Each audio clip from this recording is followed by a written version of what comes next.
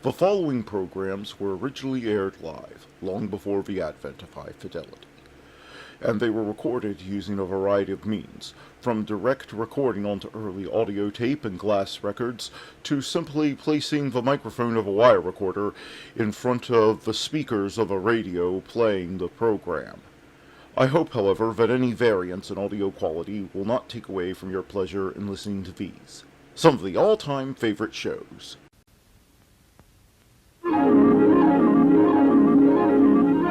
The following program is brought to you in living color on NBC.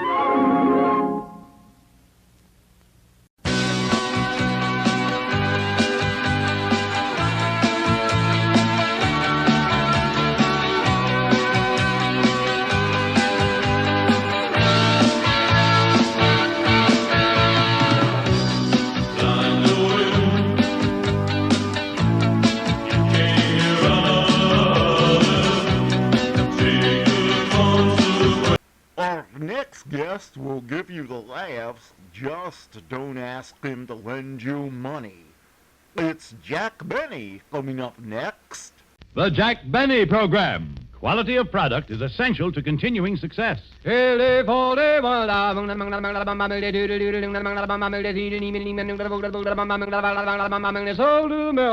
Lucky Strike means fine tobacco.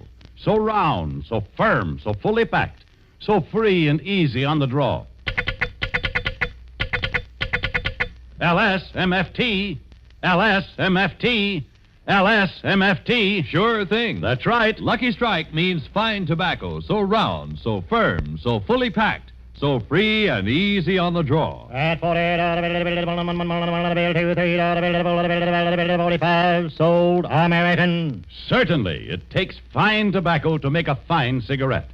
And independent tobacco experts present at the auctions can see the makers of Lucky Strike consistently select and buy the finer, the lighter, the naturally milder Lucky Strike tobacco. Yes, Lucky Strike means fine tobacco. So smoke that smoke of fine tobacco, Lucky Strike.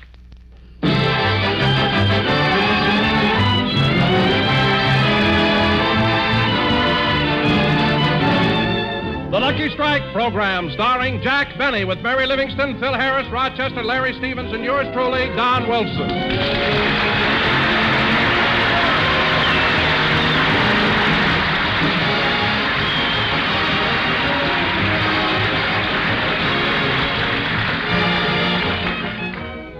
And now, let's go out to Beverly Hills to Jack Benny's house, where we find our star of stage, screen, and radio relaxing in the library.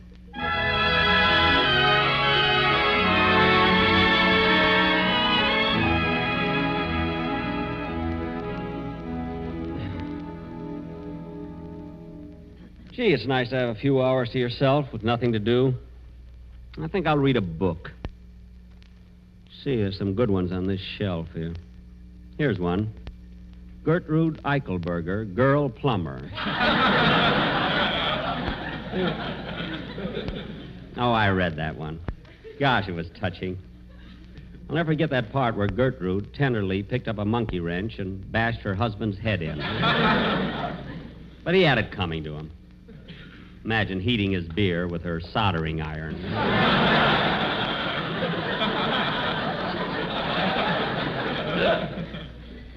Maybe there's another book Oh, here are some. The Rover Boys on a Marshmallow Hunt. Nah, I'm too old for that. Elsie Dinsmore's First Petticoat. Pictures, too.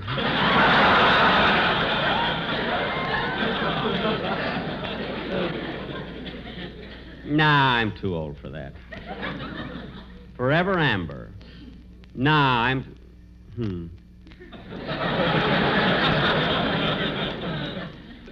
No picture. This book's on the wrong shelf. Here, I better put it over here. Wait a minute, there's a book missing. Oh, yes, I remember. Ronald Coleman took that one 2 weeks ago. 2 weeks? Say, that little book is going to pay for itself in no time.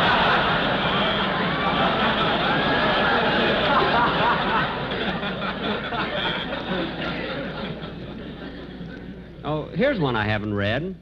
I Never Left Home. Must be by one of those new French authors, Bob Hope. Well, I'm not in the mood now, so maybe I'll... Say, here's a book I never saw before. Let's see. My Diary by Rochester Van Jones. Oh, what do you know? It's Rochester's diary. I think I'll take a look and see if... No, I better not. Oh, I'll just read a little bit. It can't hurt. Dear Diary, I take my pen in hand to tell you the little secrets that dwell in my heart. Isn't that cute? Let me see. March 8th. Dear Diary, last night I went to another meeting of the Central Avenue Roll Out the Barrel and Dice Club. I told Mr. Benny I was going to a lecture on meteorological phenomena. A lecture on meteorological phenomena. Look how he spelled lecture.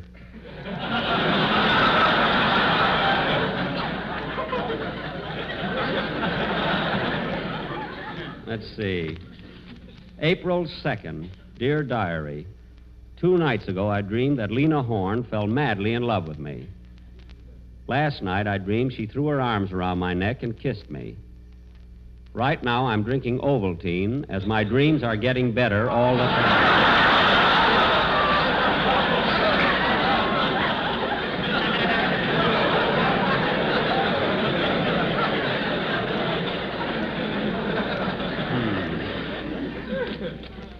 April 5th. Dear Diary, Mr. Benny is one of the kindest, most considerate, most generous bosses I ever had. Well, and he never gets mad when I ask him for a raise. I know this because I've asked him thousands of times. Well, I've always believed in free speech. I guess I've read enough of Rochester. Wow! Look at the list of girls' names and phone numbers he's got on the last page. Flossie Brown, Jefferson, 2957. Ethel, John... Boss! Oh, here he comes. I better jump up on the table and put his diary on the top shelf. Now, he'll never suspect that I've read... Hello, boss. What are you doing up on the table? Huh? Oh, there's a mosquito in the room. A mosquito? Last time I caught you up on a table, it was a mouse. When did you ever see me hide from a mouse? The night you made me send for Frank Buck. Rochester, what did you come in here for, anyway? Your violin teacher called and said he'd be a few minutes late. Oh, Professor LeBlanc. Yeah, he's going to give me a lesson today. Oh, well, if that's the case, can I have the day off? Why? I want to go to a lecture on meteorological phenomena.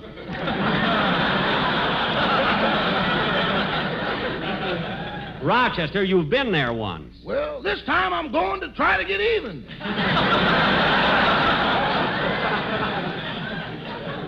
I thought so. Well, you can't go. Okay. Then I better call my girl Flossie Brown and tell her I can't meet her after the lecture. Let's see, what's her phone number again? Jefferson, 2957. Boss, you saw that in my diary. No, I didn't, Rochester. I guessed it. Guessed it? Yes. You know, boss, it's possible to guess Jefferson 2. And with a little effort, you can guess Jefferson 29. Rochester. And under extreme coincidental and unusual conditions, you may even guess Jefferson 295. Rochester. But when you guess Jefferson 2957, that's another meteorological phenomenon. All right, Rochester. I accidentally came across your diary. And by the way, thanks for saying all those nice things about me. You're absolutely right. I don't mind how many times you ask for a raise. You can ask me for a raise any time you want. I know, boss, I know, but repetition ain't doing for me what it's doing for LSMFT. Well, don't worry. Maybe someday you'll... Oh, that must be my music teacher. I'll get it. Hello, Jack. Oh, it's you, Mary. Come on in. Say, Jack, here's a copy of Look magazine, and it's got your picture on the cover. Look magazine? Let me see that. Oh, gosh, look at me. In a full-dress suit playing my violin. Say, Mary, I'd like to keep this magazine. How much does it cost? Nothing. This week they're giving them away. They are not. There it is right on top. 10 cents. And look, there's a story about me inside. See, it's about my career in show business. Oh, yeah. Oh, for heaven's sake, look at this misprint. It says I play the Orpheum Theater here in 1867. Isn't that ridiculous? Yeah, it was the Pantages. Now, look, here's a picture taken when I was in the 3rd grade. That's me in the corner. I should have known. Look at that dunce cap on you. Mary, that's not a dunce cap. I had a very high forehead. Dunce cap. Well, if that's your head, you must have got your hair cut with a pencil sharpener. Pencil sharpener. No, it's a very nice picture of me on the cover. Oh, Rochester. Yes, boss? Take this magazine out and pin it on the bulletin board in front of the house. Yes, sir. Shall I put it above or below the reviews on The Horn Blows at Midnight? Put it right next to them. And while you're out there, throw those rocks back off the lawn.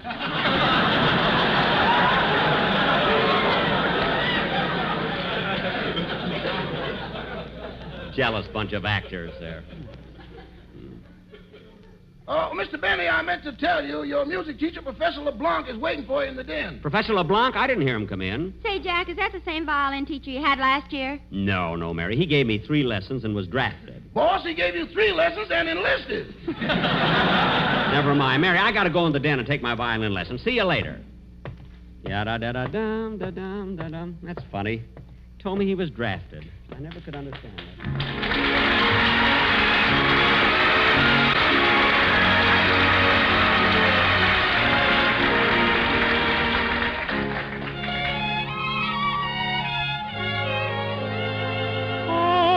Mockingbird was whistling a sentimental tune, and I didn't know enough to come in out of the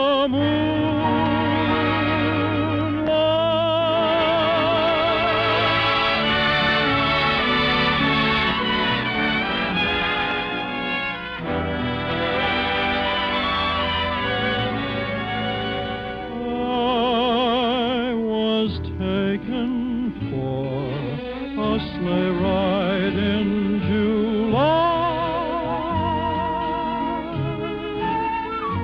Oh, I must have been a setup for a sigh. A mockingbird was whistling a sentimental tune, and I didn't know enough come in out of the moonlight. So the big romance was only make-believe.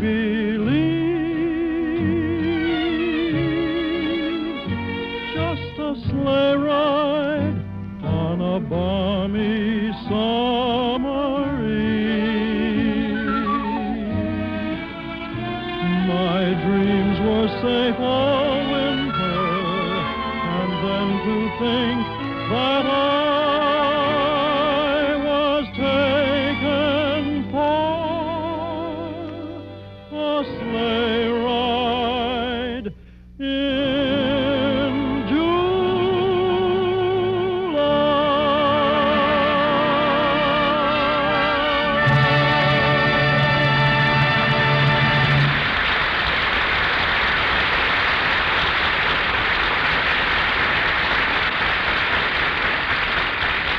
That was Larry Stevens singing Sleigh Ride in July. And now back to Jack Benny's house, where we find Jack taking violin lessons.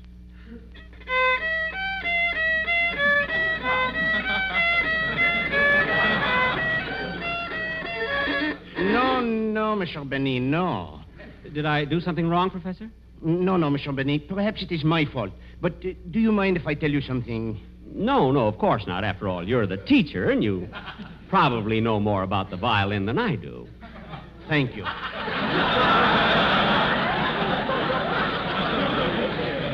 Now, Monsieur Benny, you are holding in your hand a very delicate instrument. Uh-huh. The music from the violin is like the singing of the angels, like the murmur of the breeze, like the rippling of the brook. Now, play.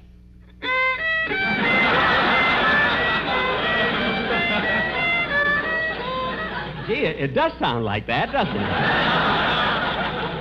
Monsieur Benny, perhaps if you held the violin upside down. But, Professor, I can't play that way. Let's try anything.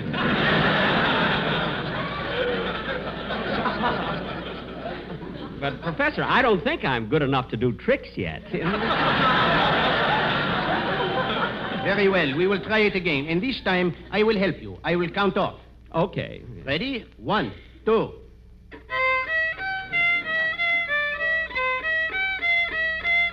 Raise your little finger higher. Keep your nose up off the G string. A little softer while you're learning. Not so loud, my stomach's turning.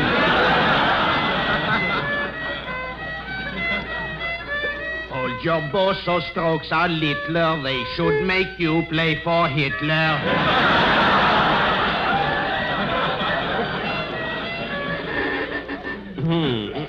Monsieur Benny, the violin is an instrument that is supposed to soothe you, to calm you, to make you relax, to settle your nerves. The singing of the angels, Professor. The murmuring of the breeze, the rippling of the brook. Professor.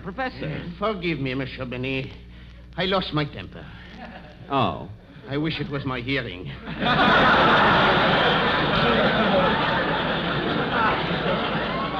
What? Never mind. We will proceed with the next lesson. Intermezzo.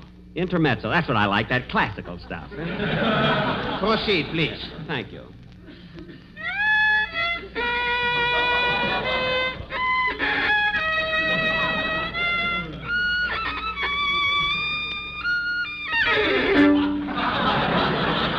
No, Monsieur Benny, you must not go. You must go deedle, deedle, deedle, deedle, deedle, deedle, deedle. Oh, I see what you mean.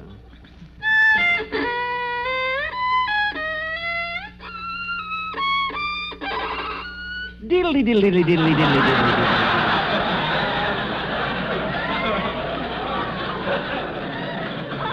Is that what you want? Monsieur Benny, you must deedle on your fiddle. Oh. Comprenez-vous? Si, senor. Si, senor.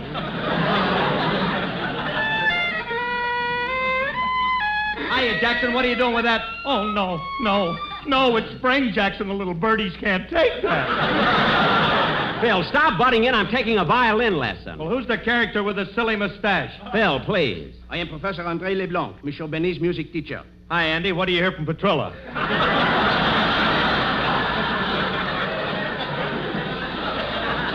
Professor, this is Phil Harris, my orchestra leader. Ah, a fellow artiste. I greet you. Funny you didn't do that when I came in. Well, it's just a French greeting, Jackson. They do that all the time. Oh, well, Phil, sit down while I finish my lesson, will you? Okay. Now, Monsieur Benny, continue with intermezzo.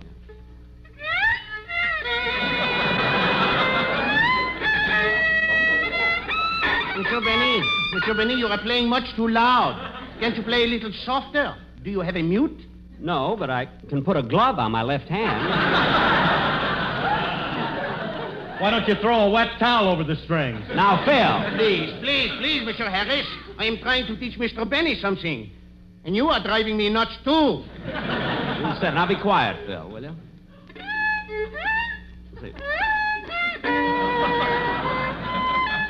Holy smoke, to think a cat had to die for this.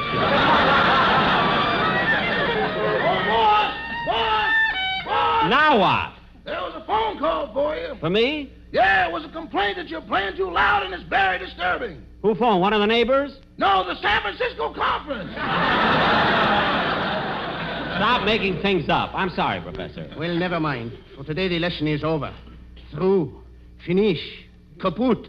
I will see you next week. Oh. Well, okay, Professor, but tell me, do you think you can make a great violinist out of me? Well, I think I can do something for you, but it will take time. How old are you? Why? How much time have we got left?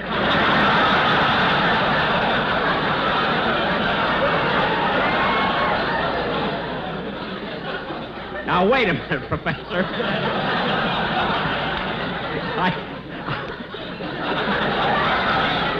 I know you're a great teacher, but if you don't like the way I play the violin, why did you take the job? I am working for that Yankee dollar.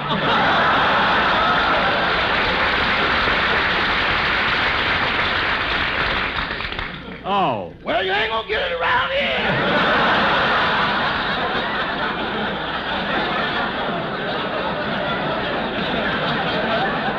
Rochester, you keep out of this. Well, I'll see you next week, Professor. Goodbye. Goodbye, Monsieur Benny. 24 years, and all he knows is la la la la la la la la la la la la. Hey, if I wasn't so hungry, I wouldn't come back.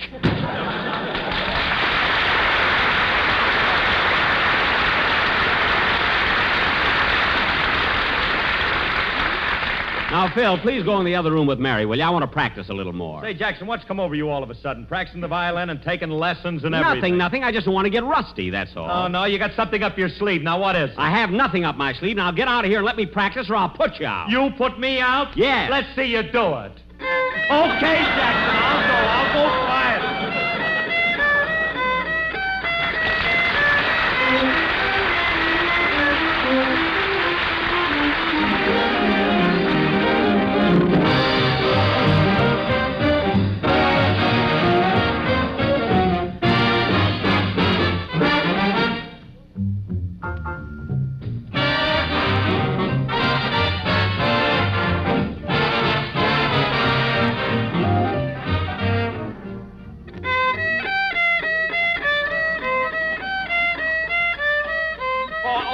Jack, hello. Oh, hello, Don. Hello, I'm practicing. 1 and 2 and 3 and 4. I will practice this some more. You are getting better, Jack. Oh, Lucky Strike means fine tobacco. Don, let me practice. 1 and 2 and 3 Don. and 4, so free and easy on the drawer. Don, let me practice this. Will you cut it out? Lucky Strikes, they are for me, and so is LSMFT. Don, I'm practicing. Now, Don, why don't you... Oh, my goodness, look what time it is. Hey, kids, I got to be leaving. I got an appointment. Where you going, Jack? Oh, just out for a little walk. I'll be back. I knew you had something up your sleeve. I haven't got anything up my sleeve. Can't a man have an appointment? I got to run along. I'll see you later. Well, what are you taking your violin with you for? I'm taking it by the music store to have it fixed. Now, so long, fellas. I'll see you later. Say, Phil, it's been quite a while. I wonder where he went. Well, I don't know, Don, I'm sure. And he took his violin with him. Do you believe what he said about taking it by the music store to have it fixed? Now, the way he plays that thing, how could he tell if it was busted? Yeah, I guess you're right. Maybe he had an appointment with his dentist. No, he could have sent those. Yeah. Very good. Well, I guess we'll just have to wait till he gets home. Yeah, would you like to play some gin rummy, Mary? No, I don't think so. I'm a little tired of gin. How'd you like to shoot little craps, kid? Oh, don't be silly, Phil. Let's listen to the radio. Okay, I'll turn it on. And now, ladies, once again, I bring you the latest news on rationing. On August 1st, a new shoe stamp becomes valid. This stamp should not be confused with stamps X, Y, and G, which become valid August 5th, whereas the new shoe stamp becomes valid August 1st, which is 2 days after stamps M, L, and O expire. This leaves you stamps H, I, and W, which are blue, and are not to be confused with the red stamps, which are Q, R, and J. These stamps are to be used to buy, but then your grocer doesn't have any, and they will no doubt expire before he gets some. However, your red stamps, which are called meat stamps, should be used to purchase butter in limited quantities, unless you prefer margarine, in which case you use stamps C, H, and E, which become valid after A, D, and Y become void before F, T, and H become valid. Now, ladies, if you have copied this information down and understand it, please send it to me, as I am all balled up.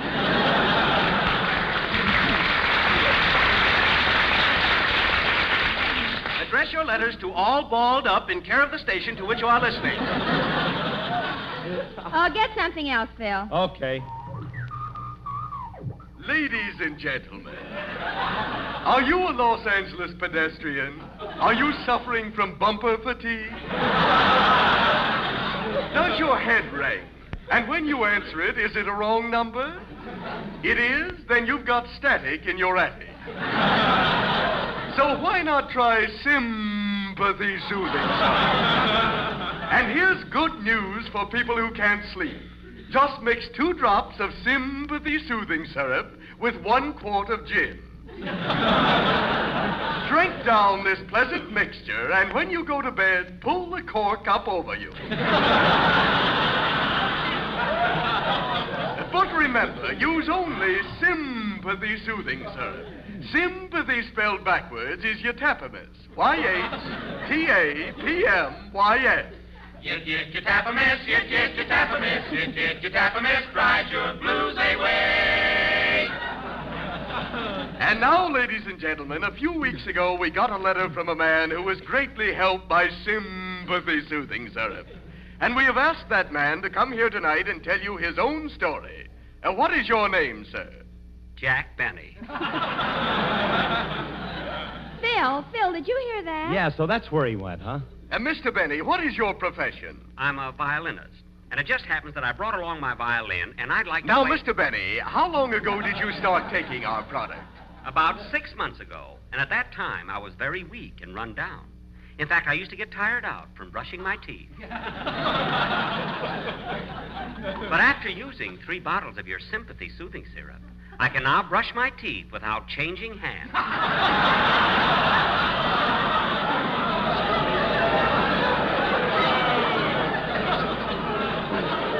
And now, I'd like to play my violin... Ladies and gentlemen, 6 months ago, this man was an emaciated, dried-up little weakling. Look, a sickly, scrawny nincompoop. Look, I wasn't a anything... hollow shell without ambition or courage. A spineless little jerk. Now, wait a minute. But I wish you could see him now, standing here straight and tall, the bloom of health in his cheeks, and his body bulging with muscles.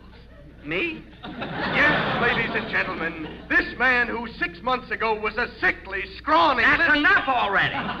Please let me play my Mr. violin. Benny, we want to thank you for coming up here tonight and hope you will continue to enjoy such excellent health. Thank you, Mr. Sympathy. Now, I have a little selection that I'd like... That concludes the interview.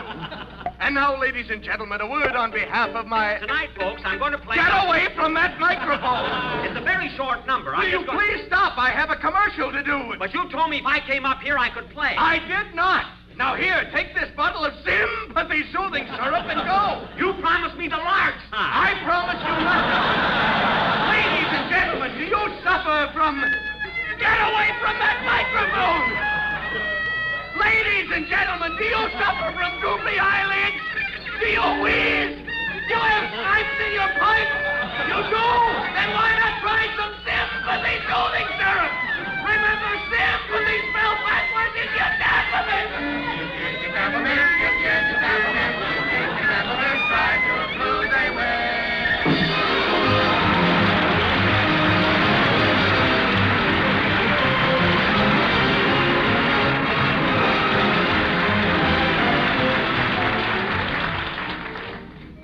Ladies and gentlemen, the news of Germany's collapse is bound to break any day now, and we will have cause for deep gratitude to our fighting men over there. But for thousands of other fighters in the Pacific, VE Day will be simply another day on which to fight, perhaps on which to die. The news of their comrades' victory in Europe will naturally raise their spirits. But we here at home can show our thanks by continuing our home front efforts for the victory yet to be won in the Pacific. We can prove to them that we will celebrate Germany's surrender by rededicating ourselves to the support of all wartime activities and giving them all we have for an early defeat of Japan. Thank you. Jack will be back in just a minute, but first, here's my good friend L.A. Speed Riggs.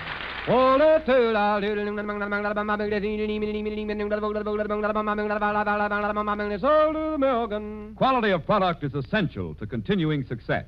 And Lucky Strike means fine tobacco. Yes, Lucky Strike means fine tobacco. The finer, the lighter, the naturally milder Lucky Strike tobacco. So for your own real deep-down smoking enjoyment, smoke that smoke of fine tobacco, Lucky Strike. So round, so firm, so fully packed, so free and easy on the draw. The famous tobacco auctioneers heard on tonight's program are Mr. L.A. Speed Riggs of Goldsboro, North Carolina, and Mr. F.E. Boone of Lexington, Kentucky. At 45, sold American. And this is Basil Rysdale. LSMFT, LSMFT, LSMFT. There's real deep down smoking enjoyment in Lucky Strike. For Lucky Strike means fine tobacco. Yes, Lucky Strike means fine tobacco.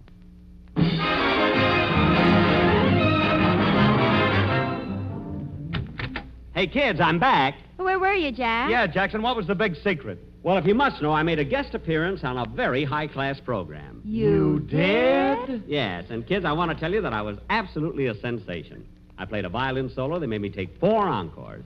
Imagine 4 encores. Jack, What? we heard that program. Oh. Wasn't it lousy? Good night, This is the National Broadcasting Company. Tales of Espionage are coming at you with CounterSpy next. And now, the Mutual Broadcasting System is proud to present Phillips H. Lord's CounterSpy.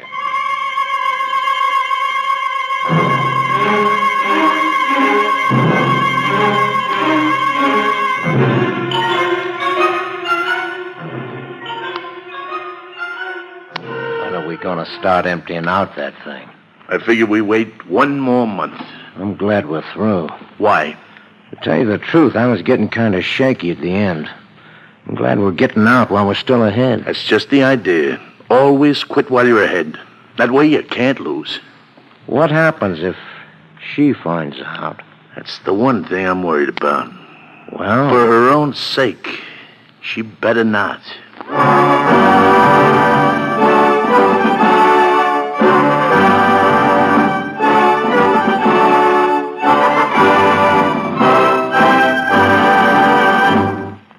In just a moment, CounterSpy, a program especially transcribed to help investigate and combat the enemies of our country, both at home and abroad. They're here. L&M filters, newest, best, purest of filter-tip cigarettes. L&M filters, just what the doctor ordered. L&M filters give you effective filtration from a strictly non-mineral filter material, alpha cellulose. Exclusive to L&M filters and entirely pure and harmless to health. Just what the doctor ordered. The L&M filter gives you a light and mild smoke because the heavy particles are filtered out.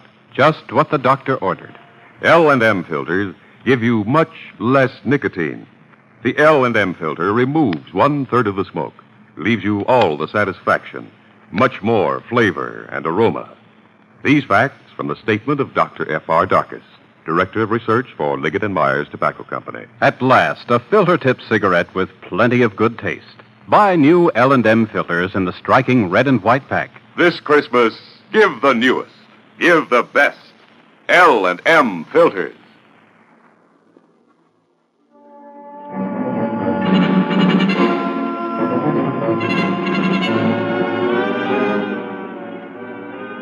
This is David Harding. Here is the latest official tabulation on crime in this country. Each day, an average of 5,286 major crimes are committed. Among them, 1,144 burglaries, 147 robberies, and 3,141 larcenies. Now, what does this represent in cost to you, the public? Over $400 million worth of property stolen. The middle of last month, right outside of New York City, in the bedroom of a home in a small suburban project, a handsome, well-built man bent his body back and forth on the portable rowing machine, unaware of his wife standing behind him. 1, 2, 1, 2, 1. Arthur. 2, 1, 2, 1. Arthur. 2. Can't you stop for a minute? 2. When the alarm rings. Oh. 2, 1, 2.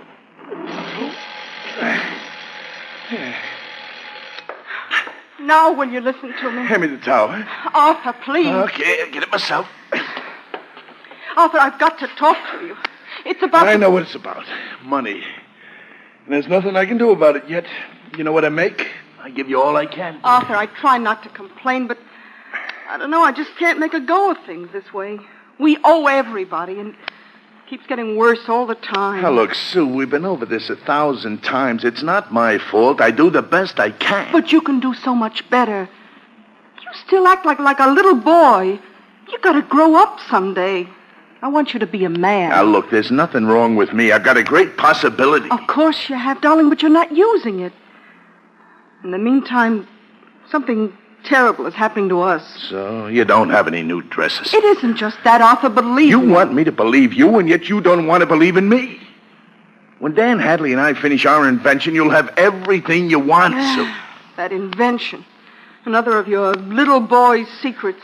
You'll know what it is when it's completed. I don't care anymore what it is. All I know is that you keep that closet in the basement workroom locked from me. Like you keep so much of yourself locked from me. That's what makes it so terrible. You shut half your life from me, and all I want to do is help you. You can help by just waiting. How much longer do you think I can wait? Arthur, you know what I wanted to do while you were out of the house this afternoon? What? I wanted to take an axe and tear down that closet door in the basement. Oh? And then I wanted to destroy, just chop to bits whatever it is you have in that closet. Don't you dare. Don't you ever dare go near that closet. You're hurting me. Don't you ever dare have a thought like that again. Do you understand? Please let me Do go. you understand me? All right, Arthur, but let me go. Please, let go. I'm sorry, Sue. Sue, wait. Someday you'll understand. What's in that closet is going to make us rich. Then you won't have to worry about bills anymore. And then you'll have all the clothes you want. All right, Arthur. That's Dan Hadley. I'll get it. Hi, Jan. Come on in, Dan. Hello, Sue. Dan? Sue's on her way to the movies, Dan. We'll see you later, honey. Enjoy yourself, Sue. What's the matter with her? Complaining about money again. Look, why don't you break down and give us some extra cash? You crazy? She'd want an explanation. Brother, you're going to have an awful lot of explaining to do when we cash in on that basement closet of yours. You mean when we finally sell our invention? That's right, Art. When we put all that ice back on the market. Well, we still have 3 more jobs to pull before we convert any of that jewelry into cash. Remember that? I remember, Art. That's the agreement. Just 3 more and we're set for life.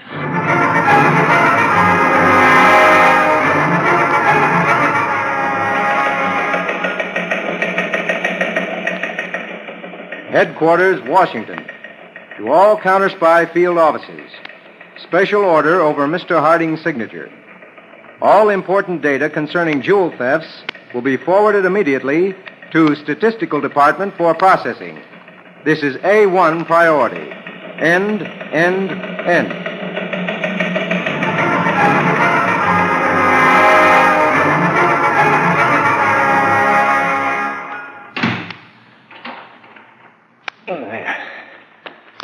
Sue? Arthur, I just... What are you doing down here? Didn't I tell you never to come down when I'm working here without knocking first? I forgot, Arthur. Sneaking down to the basement to see what I'm doing, huh? Trying to find out what's in the closet. No. I just forgot to knock, that's all. I only wanted to tell you that Dan Hadley's upstairs. Oh. Well, you should have knocked first. Don't forget again. I won't. Come on.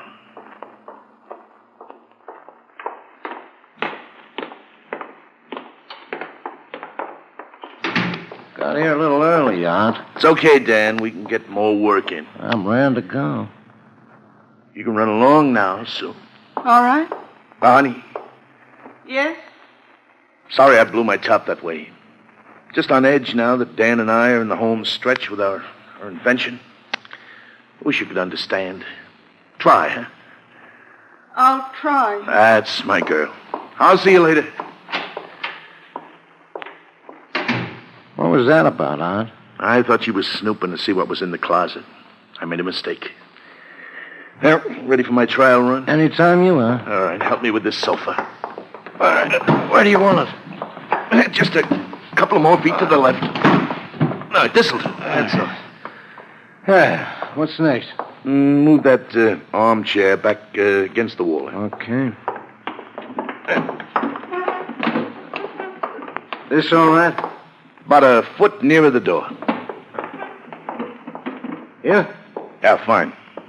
What about this coffee table? Stays right where it is. This is the exact layout of that living room, Aunt? Exact. Only a smaller scale. I gotta hand it to you. One visit to the Dowling apartment, and you remember the whole layout. Dowling apartment was a cinch. The other two were tougher. But not too tough for my boy. We haven't got time for flattery, pal. Switch off the lights. I'll run through it right from the beginning.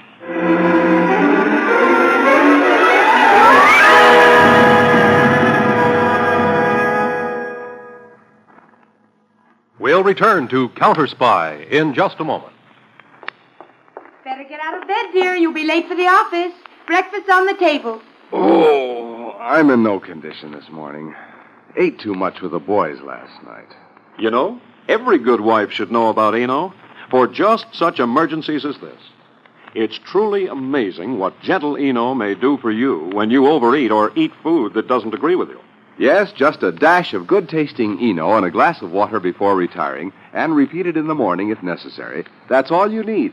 You can say goodbye to acid indigestion, upset stomach, heartburn, and other symptoms of overacidity. Remember, Eno's buffering antacid action gives you real relief over a long period of time. Helps you feel like your old self again. Why not get sparkling, good-tasting Eno today? E-N-O, E-N-O, when you're feeling low, E-N-O, it's mild and gentle and good, good tasting, E-N-O.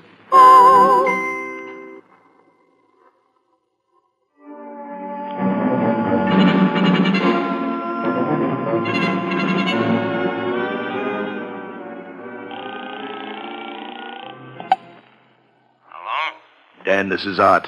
All set to roll on the Dowling job tonight. Time the same as you said it? Same, 10 on the nose. You pick me up at the corner of 49th and Elm. 10 on the nose. I'll be there.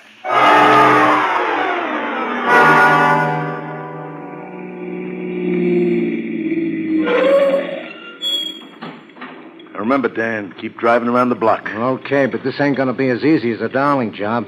Look at the size of that wall you gotta climb. Will you stop worrying? What do you think I've been doing those physical exercises for? My health?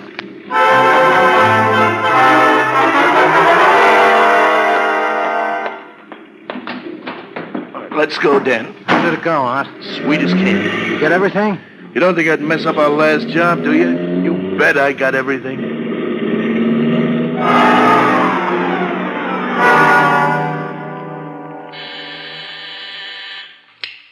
Harding. Peters, Mr. Harding. Braden just checked in from Bay City. Oh, be right out, Peters.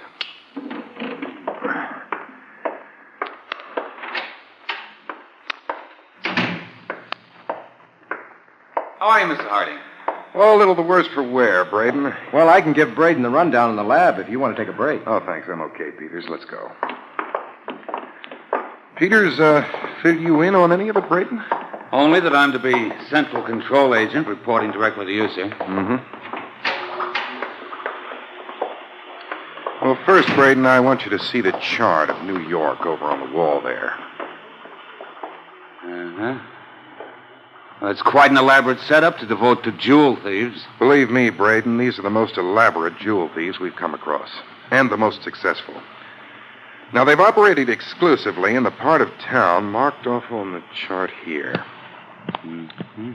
This is the area in which we've established our permanent security net. It covers only these 6 city blocks, but we're throwing everything into those 6 blocks. Well, sort of narrows it down, Chief, doesn't it? We're taking our cue from the thieves themselves. If they've been successful in mining this area, there's no reason to believe they won't continue to work the same vein. Well, I don't want to tell you how to run things, but, Go ahead, Braden. Well, you're not usually one to put all your eggs in one basket, Mr. Harding. And I have this time. Is that what you mean? Yes, sir. This time, Braden, it's the only basket we have. Uh-oh. Me and my big mouth. Now, these numbers indicate doormen, elevator operators, and other spotters. Specially detailed agents? That's right. Well, by the amount of numbers there, I'd say the area's pretty well covered. I only wish I had 100 more agents to blanket it. Well, so much for coverage. Now, the operations and characteristics of the thieves, or thief. You mean this is all the work of one man? It's possible that the actual stealing is done by one person, a very agile, clever, and well-trained man. All the robberies have one factor in common. The premises were broken into through a window or French door. Peters, bring that exhibit over here, will you? Right away. Take a good look at this, Braden. The thief's means of entry. In each robbery, a circular piece of glass, such as this one, was cut out just below the latch. Then the thief reached through and unlocked the window, or French door. Which isn't particularly new or clever. You said this man was clever, Chief. I still say he is.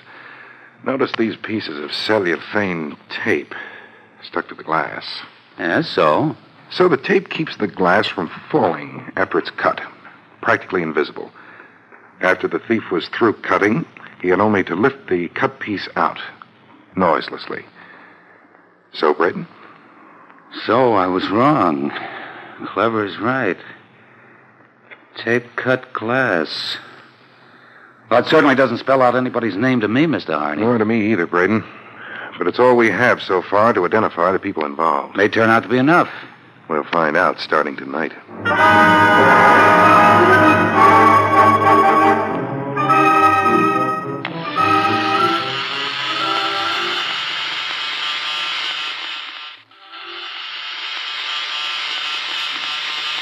It's getting late, Art. Sue might come in at any minute. Don't worry. She won't be back before 11:30. We'll be out of the basement by then. Well, this one's done. Let's have next. Here. This ring's the last. What do you think? Well, be tricky getting that diamond from the setting. Cut the band first, huh? Yeah.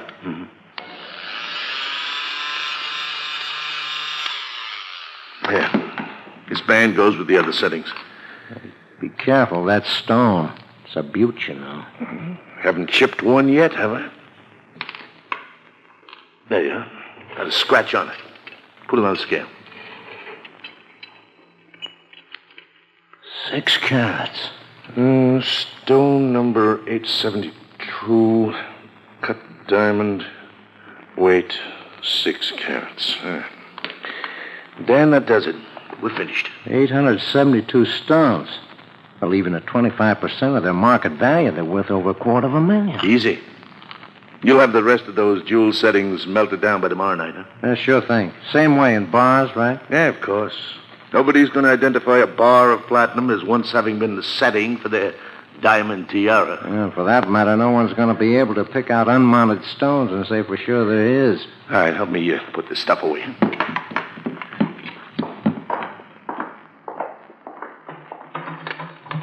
Hey, Art. When are we going to start emptying out this closet? I figure we wait one more month. I'm glad we're through. Huh? I'll tell you the truth, I was getting kind of shaky at the end. I'm glad we're getting out while we're still ahead of the game. That's the idea, Dan. Always quit while you're ahead. That way you can't lose.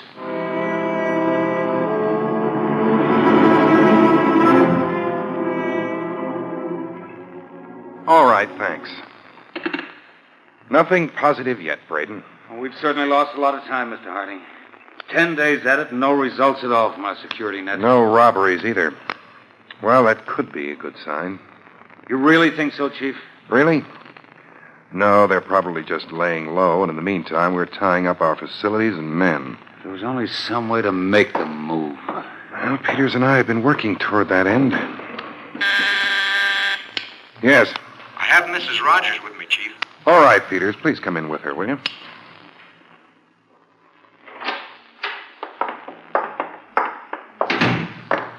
Thank you for coming, Mrs. Rogers. It's a pleasure to meet you, Mr. Harding. Peters, a chair for Mrs. Rogers, please. Mrs. Rogers? Thank you. Mr. Peters explained the situation to you? Yes, indeed. And I'm very flattered to have an opportunity to cooperate with the CounterSpies. I was only saying to my husband the other day, everybody complains about law enforcement, and so few are willing to help it. Then you understand the importance of this particular job. I certainly do. Our apartment has been robbed so many times that my husband suggests, jokingly, of course, that we install turnstiles at the windows to make some money from the heavy traffic. Well, that's the main reason we called on you, Mrs. Rogers. You're well known as a target for jewel thieves. And you live smack in the center of the theft area, as I explained before. And you want me to be robbed again. I want you to help in every way possible to make robbing your apartment a very attractive matter. All right, Mr. Harding.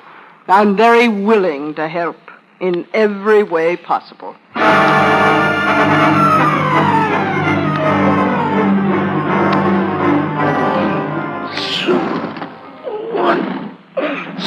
Look, Art, will you cut that rowing machine just for a minute so I can talk to you? I can hear you, Dan. Besides, I gotta keep in condition for our next job. But, Art, you said we were through. You yourself said we should quit while we're ahead of the game. We got enough. Why take unnecessary chances? There's no chance in this. It's a sure thing. Showed you that item in the paper about that Rogers dame. She lets her jewels lay around like they were cigarette butts. She just bought over $100,000 worth yesterday. Oh, we have enough in that closet, all we need. In 2 weeks, we'll start cashing in. Art, will you listen to me, please? I'm listening. Now, you know as well as I that the area is thick with federal agents. They're just waiting for us to make a move. They know everything about us except who we are. Glad they know so much. You're glad? Makes our job easier for us. Makes it possible for us to pull them out of the neighborhood. Now sit down, relax, will you?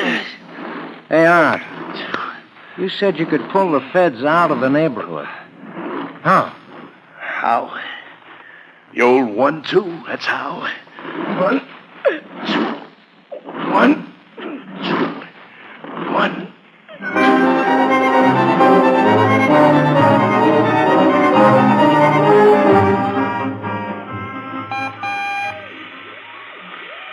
Braden, control point to Harding Field Office. Action report. 3 suspicious loiterers picked up this date and released after questioning. No other contacts to report. End. Sorry to interrupt you, Mr. Harding. You're not interrupting a thing, Peters. Braden just radioed in his regular report. Still not a single contact. And there won't be any. What do you mean? T-Type just came in from Cleveland. Jewel robbery pulled there, definitely the same as those pulled here. Oh? No doubt about it. So our setup turns out to be a complete loss. Not a complete loss, Peters. Not a complete loss.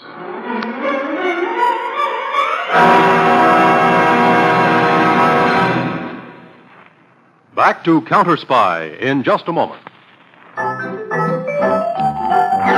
Valentine is light beer with flavor that will hold.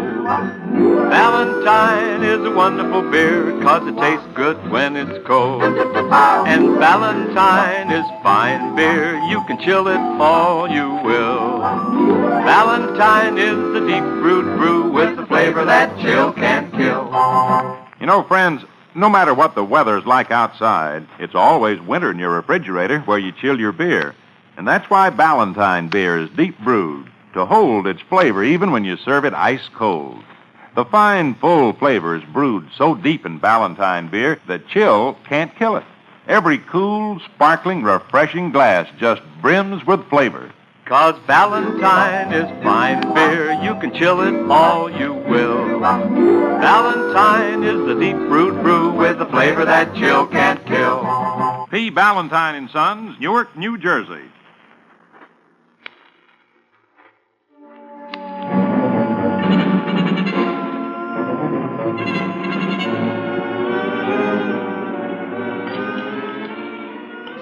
This apple pie is terrific, Sue.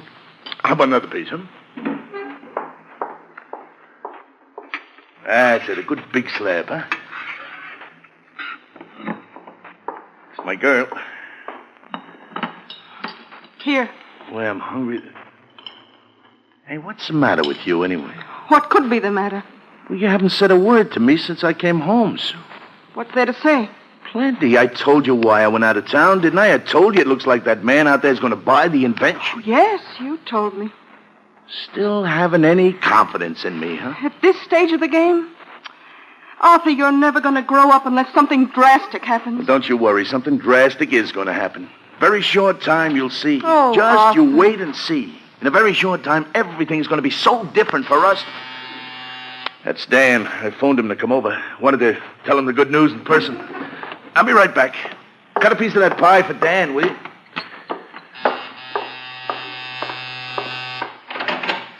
Come on in, Danny boy. Sue home? In the kitchen. I saw by the papers that your Cleveland trip worked out all right. Didn't I tell you it would? The counter-spies are now closing up Cleveland tight in a drum. Leaving our old neighborhood wide open. And we're walking in there tomorrow night to pull the Rogers job. Well, the way it turned out, you were right, Art. Sure. Come on in the kitchen. We'll celebrate with Sue over the coming sale of our invention.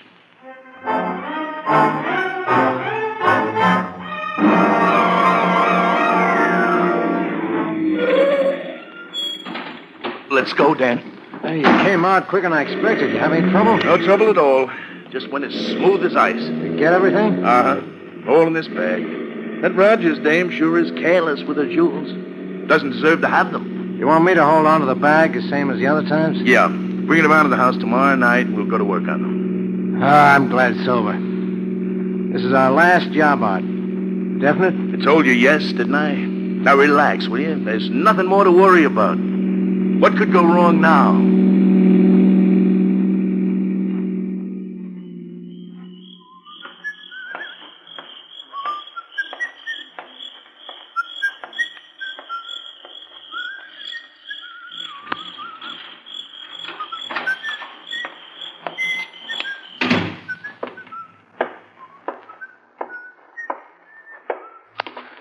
Sue? I've been waiting for you to come home. You said you were going to bed early. I couldn't sleep, Arthur. I don't think I'll ever be able to sleep again. What's wrong with you? You? Oh, you're not going to start that again, are you? Oh, this'll be the last time. I told you in a little while everything is going to be different. Yeah, and I told you there'd have to be something drastic to make you change. There will be. There already has been, but I never knew it until tonight. Knew what? What are you talking about? That closet down in the basement. What about it? I couldn't stand it any longer. I thought it'd be the one way to bring you to your senses. I took the axe. What? I smashed that door in. I was going to destroy whatever you had in there. I told you never Only to... it wasn't an invention. It was gold and diamonds. You're going to be sorry for doing that. I couldn't be any more sorry than I am now. Be surprised. I know what you are now. All the time I thought you were just a boy who never grew up. Oh, you're a man, all right. Lying and dishonest. Arthur Wilton, a common, ordinary criminal. My husband, a thief. You're the only one who knows that outside Dan. Don't be too sure. The police? Did you call them? No, I didn't call them. That's right, Wilton. Hey, you... We called your wife right after she had smashed in the closet. Credentials? CounterSpies. That's right. We've been looking for you for a long time, Wilton. But I went to Cleveland. I thought That's exactly what we wanted you to think. Your friend Dan Hadley is waiting for you outside in a patrol car. All right, Peters, take him out. Right, Mr. Harding. Let's go, Wilton.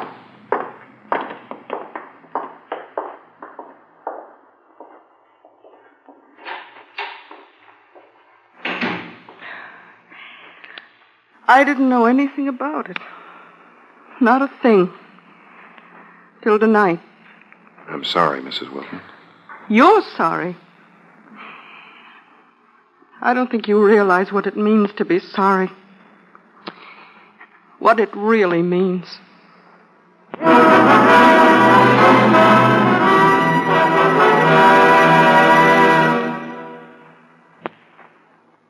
In a moment, a word about next week's CounterSpy case. And now here's a mutual note for you. Say, when you feel sluggish and headachy because you need a laxative, chew Phenamint, the delicious chewing gum laxative. It's wonderfully different.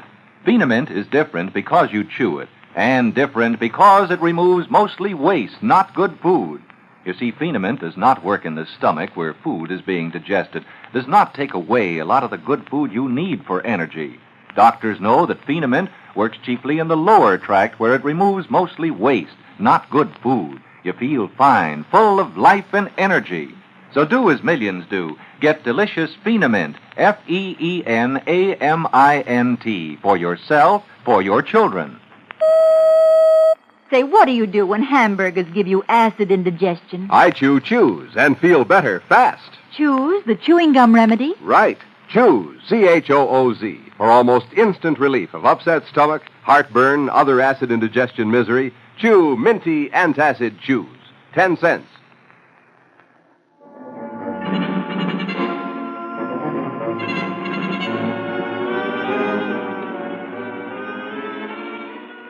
Next Sunday, December 27th, over most of these stations, Mutual will present a special broadcast of CounterSpy, immediately following the professional football championship between the Cleveland Browns and the Detroit Lions. So be sure to be listening next Sunday.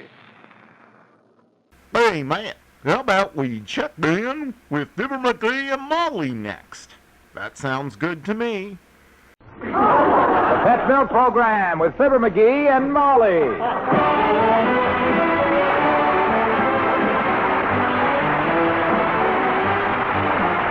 First Evaporated Milk, Pet Milk, presents Fibber, Magee, and Molly with Bill Thompson, Gail Gordon, Dick LeGrand, Cliff Arquette, Ken Christie, Peggy Knudsen, and me, Harlow Wilcox. The show is written by Don Quinn and Phil Leslie and directed by Max Hutto with music by the King's Men and Billy Mills Orchestra.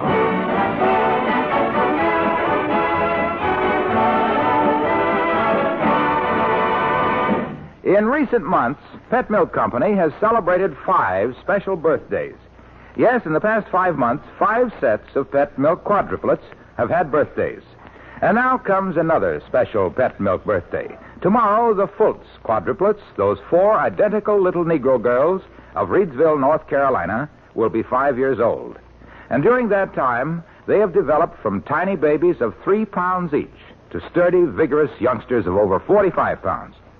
Now, much of the credit for this exceptional development goes to the wise doctor who, shortly after the babies were born, approved Pet Milk for their feeding. And they've had no other kind of milk since then. In Pet Milk, these babies have had uniformly rich, whole milk. Milk that is as surely safe in its sealed container as if there were no germ of disease in the world. Milk that is always easy to digest and is fortified with pure crystalline vitamin D. No wonder that the Fultz quadruplets have developed into sturdy, vigorous, happy children.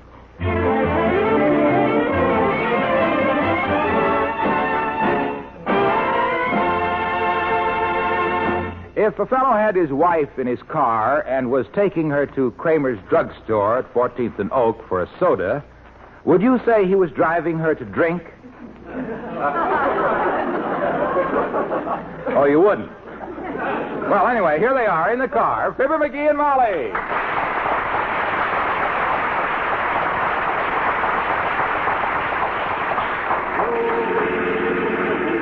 Don't drive so fast, Raspberry. I don't want a McGee soda that badly. I mean, don't drive so fast, McGee. I don't want a raspberry soda. I ain't driving fast. Legal limit, that's all. Well, I'm glad you finally decided to speak to me. You've been silent for 3 blocks. What do you mean, silent? Didn't you see that sign? Hospital zone? My gosh. Anybody that he's thoughtless enough to yakety-yak going through a quiet zone is... And anyway, I'm in kind of a hurry. After you have your soda, I got to go to a PTA meeting. A PTA meeting? Mm-hmm. You? Well, what on earth do you have to go Oh, my gosh. What's the matter? Oh, I was so busy talking to you, I went right through that red light. Well, it wasn't very red. Huh? No, with the sun shining through it, it was just sort of a shocking pink. Anyway, nobody saw you do it. That, my dear, is not the point. The point is I have busted the law. And I'm just as guilty as if I'd have been saw by 8 cops. Molly, you've got to turn me in. I will not turn you in. Huh? I've kept you this long, and I'm used to you. Besides, what could I get on a trade for? No, I mean to the cops. To the cops. By George, I committed a traffic violation, and I'm going to make an example of me this time. Turn myself in, pay the fine, teach myself a lesson. Well, I will say Mother is proud of this sudden flare-up of conscience, sweetheart, but aren't you going a little too far? No, just to the police station. It's right here, right handy. Like it always is in radio. Yeah. Maybe this will learn me to be more careful, Molly. I might have hurt somebody running through that stop signal. Me, for instance. Well, heaven forbid. Well, what do you think they'll fine you for this little thing? I don't care what it costs. I'll pay it. $5, $10 even. I don't care if it's 50. Well, 10 anyhow. If it's over 10, I can run through another light on the way home to get my money's worth. Oh, come on, kiddo. Let's go. Say, incidentally, what was this business about going to the PTA meeting? When did you join the... Uh-oh. Tell me later. Here comes Ole from the Elks Club. Huh? Oh, hi, Ole. Hello, Ole. Well, hello, missus. Hello, McGee. Hey, what you going in the police station for, McGee? You took an advice of the boys at the Elks Club and given yourself up? That's exactly what he's doing, Ole. He ran through a stop sign at 14th and Oak. Yep, I didn't see the sign, Ole. Oh, that's very dangerous, McGee. My cousin in Milwaukee, he does the same thing last week. Oh, is that so? He was driving downtown, and when he wasn't looking, he runs through a sign. Yeah, was it a red sign that said stop? No, it was a canvas sign that says, Welcome, General MacArthur.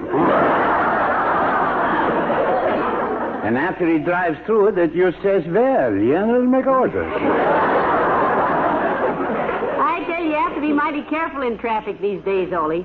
Say, does your wife drive a car? She used to, missus, back in Sweden. That's how we meet, me and my missus. How, head on?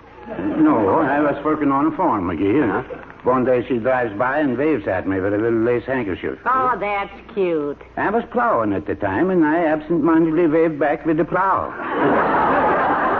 She gives a little squeal and runs her car off the road and clear through the barnyard. My gosh, did the cops see her do it?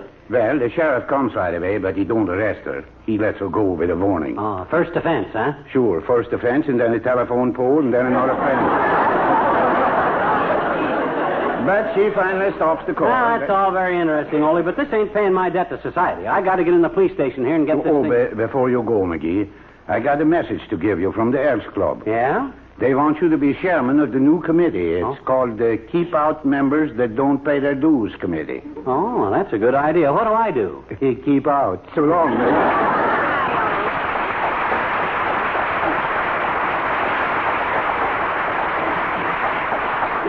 Come on, Molly.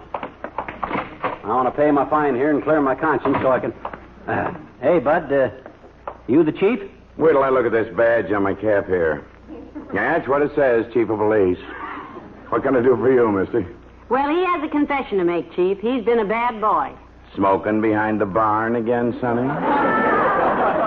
Nope, I run through a stoplight at 14th and Oak, Chief, on account of I didn't see it. But I realized right away... All right, just take your ticket to the traffic violation window on the second floor. I ain't got a ticket. Nobody's seen me do it. What? What are you doing here? Well, this may surprise you, Chief. It did me, but he's just honest, that's all. Yep. I busted the law. Inadvertently, of course, and I'm ready to make a full confession. How much I owe you? Holy smoke, let me get this straight. Huh? You run a red light, nobody saw you, you come in here to rat on yourself. Yep. Hey, Eddie, did you hear that? I can't believe it, Chief. Congratulations, mister. McGee's the name, Fibber Magee. I'd like to shake your hand, Magee. Oh, go ahead. Shucks, it was nothing that any red-blooded American boy wouldn't have done. It's something no red-blooded American boy has done in all my 30 years as a cop. Thanks for brightening my day, Magee. I wish I could take your $10, but thanks anyhow. I can't find you. What do you mean you can't find me? There's a law, ain't there? I busted, didn't I? But you see... I confess. I'm guilty. What do you want me to do? Take the third degree? No, but we can't... Well, then stop stalling. Take my $10 and give me a receipt. Well... Give him $10, Molly. What? Oh. There you are, sir. Look, lady, this is very honest of your husband. We appreciate it. But the law is very plain. We can't arrest a man unless somebody sees the crime committed. Nobody saw him, Oh, yes, somebody saw him. I saw him. You betcha. That's no good, Magee. Wife can't testify against her husband. Now, I'm a little busy here, so if you'll just run you're along... trying to give me the roust, eh? Well, by George, I know my rights. I'm a taxpayer and a criminal. And I got a right to pay my Now, McGee, don't be You heard what the chief said, McGee. Now, kindly haul your freight before we have to judge you for creating a disturbance. I don't want to be judged for creating a disturbance. I want to be judged for running a stoplight. I got influence in this town. I'll see the mayor. I'll blow the lid off. I'll show you, Judge.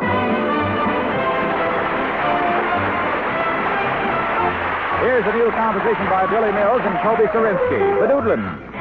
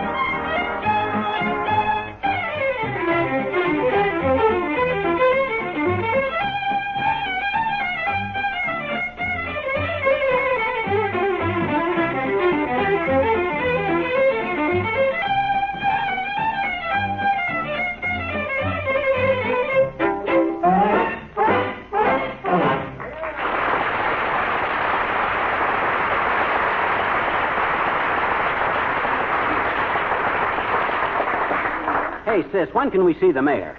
I've been waiting here 6 or 7 minutes. And by George... What was the name, sir? Latrivia. My goodness, you ought to know the name of the mayor. I didn't mean the mayor's name, madam. I mean this gentleman here. What gentleman? Oh, me. I'm Fibber Magee, sis, and I want to see the mayor. I want to correct the horrible case of misjustice. Just a moment, sir. I'll see if he can give you a minute. Good. Yes, Miss Doberman? A gentleman to see you, Mr. Mayor. He says it's urgent. Who is it? A Mr. McGraw. Tell Mr. McGraw to come right in. Tell him it ain't McGraw. It's Magee. The name is Magee, Mr. Mayor. Oh, well, tell Mr. McGee I'm out.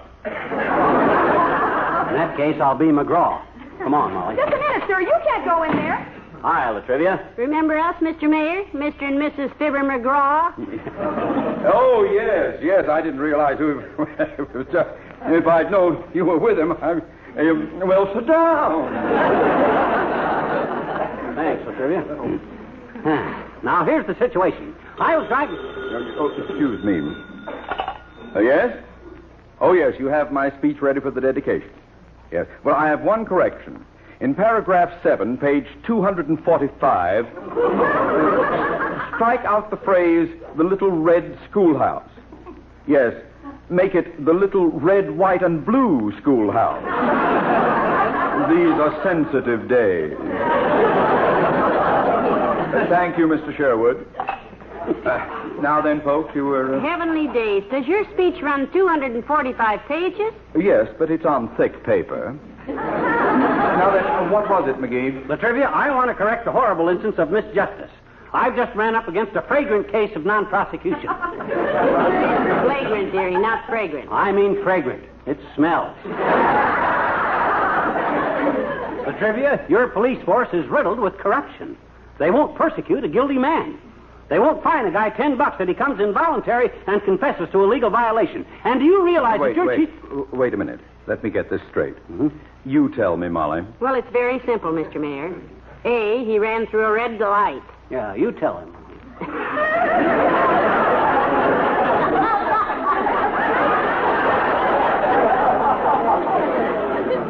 A, he ran through a red light. Yeah. B, he tried to arrest himself and pay the fine. Fine. C, they wouldn't take it. And from D through X, Y, Z, he's pretty upset about it. Yeah. Now, I want to know what's the use of being honest if nobody's going to take advantage of you.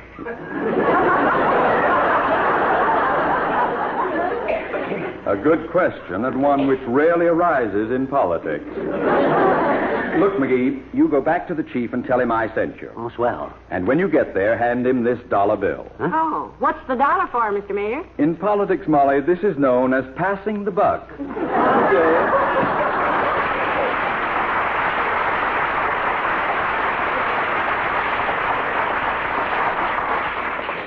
Well, now what? Now I'm determined to get that chief of police his job. I'm going to take steps to have that guy impaired. Wrong dish of fruit, dear. You mean impeached. I do? Sure. He's already impaired. Any public official who won't take $10 from an honest citizen is really handicapped. And by the way, I want to know about this PTA business. Just what... Now, never mind that now, Tootsie. The point is, what's the use of enforcing the law when a guy like Wilcox... Who? Me. What are you so excited about, pal? Junior? Junior? Do you realize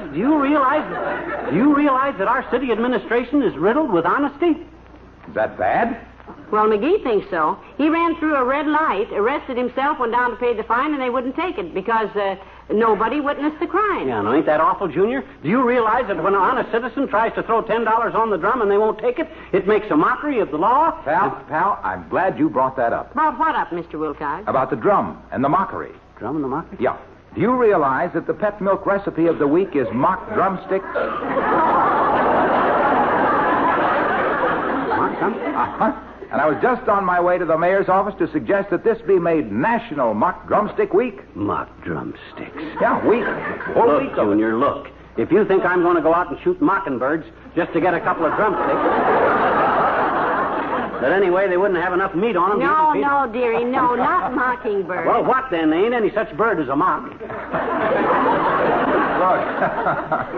Look, pal, you can get the recipe. Grocers all over the nation have it. And mock drumsticks is just one of the delicious and nutritious dishes. Oh, that's cute. Delicious and nutritious dishes. That you can serve, because Pet Milk shows you how you can cut your food budget and still serve tasty meat dishes that don't skimp on quality or nutrition. Because Pet Milk is fine for making all Here I sorts try to pay my fine, and it's fine. As you said, it's fine for making the most of the least. I was afraid that's what I said. Fine cooks. And fine cooks everywhere love it because it's just good, sweet country milk made double rich through evaporation. It's fine. Milky. You know a good lawyer? Lawyer? McGee, you're not going to Oh, yes, I am, kiddo. I'm going to be prosecuted for my crime if I have to throw myself on the Supreme Court. Full length. I can't go through life with this sin on my mind. I want to pay my debt to society. You know a good lawyer, Junior? Sure. My cousin, Big Mouthpiece Wilcox. Oh, Big Mouthpiece Wilcox. Say, isn't he the gray-haired man who was a colonel in the last war, Mr. Wilcox? Oh, I know him, sure. And his hair ain't gray. It's white. Why don't he touch it up a little, Junior? On account of the old song, sweetheart. Old soldiers never die. That's so right, Molly. And I'll call him, kids. I'll have him meet you at the police station. So long, Al.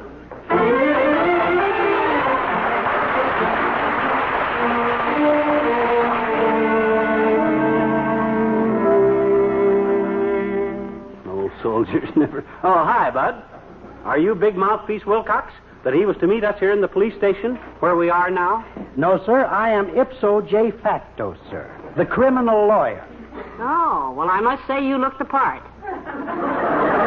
Thank you, madam. Not at all, or hardly at all.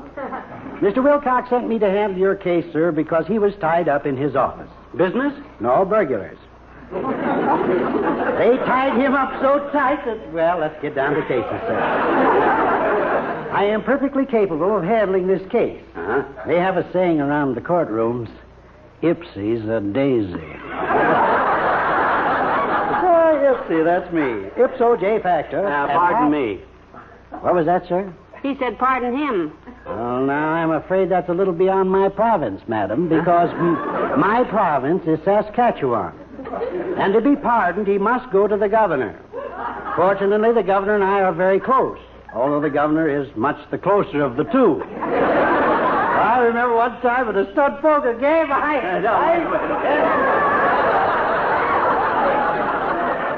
Now, wait a minute. Hold it.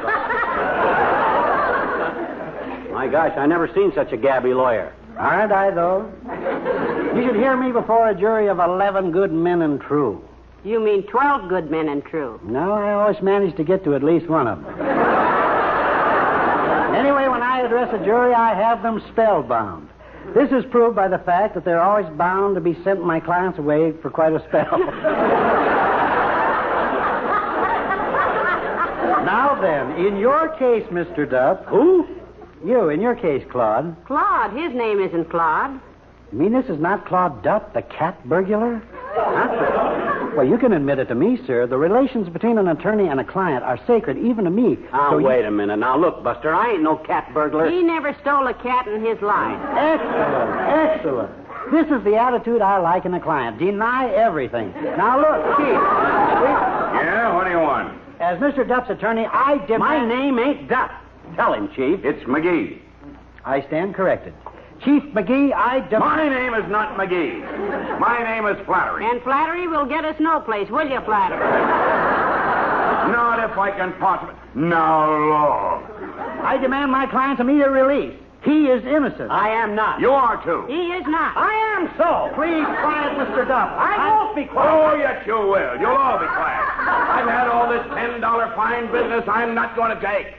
Get out of here. Yeah, Chief. Carmo, McCrae, Canfield, get this Airedale out of here. Throw him out. Throw him out. Throw him out. Throw him out. Throw him out. Throw him out. And close the door. Throw him out. We don't want him in here, and don't let him in anymore. The the king's men and throw him out. A stranger once sat in a tavern true and talked to the wife he adored. He said she's a dear as he cried in his beer. Then everyone stood up and roared. Throw him out! We don't want him in here. Throw him out and close the door. Shut the door. Throw him out. Throw him out. We don't want him in here and don't let him in anymore. He said, I've been mean to my darling, although she's a wonderful dream. He talked half the night of his sorrowful plight, Till everyone started to scream. Throw him out! We don't want him in here. Toss him out and close the door. Throw him out! Get that bum out of here and don't let him in anymore. They took him away to the jailhouse. They locked him away in a cell. He kept right on groaning and weeping and moaning till everyone started to yell. Throw him out! We don't want him in here. Throw him out and close the door. Throw him out! We don't want him in here. And don't bring him back anymore.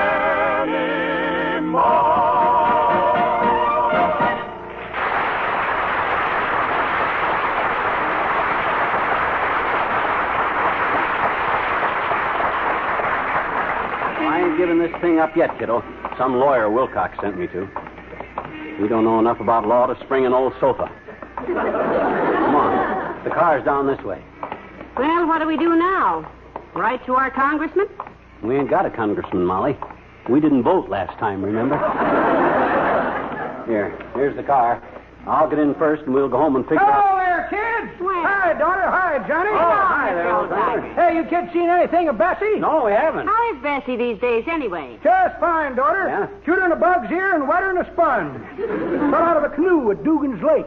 Yeah? You went canoeing, eh? Yep. Me and Bessie rented us a canoe and went fishing, Johnny. Oh, fine. All day long. Yesterday, it must have been pretty warm in the sun out there. I didn't set in the sun, daughter. I set in the shade. Of what? Bessie. She's a mighty shady character on a sunny day, Bessie is. We fished all day. Yeah? Did you catch anything? I sure did, Johnny. Yeah? Very first cast, I flung my line out, snapped it back, and hooked into a 200-pounder that was fighting mad. Oh, boy, a 200-pounder. What was it? Bessie. I sat in the bow of the boat, and Bessie sat in the stern, and that's where I hooked her, kids, from the bow.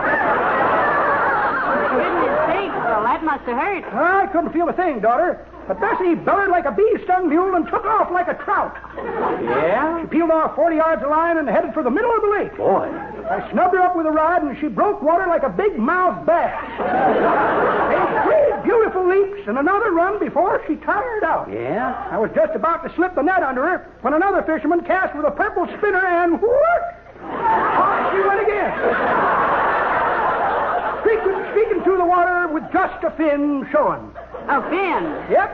That was her share of the rent on the canoe. That was Bessie, a sport to the last. Well, so long, kids. Goodbye.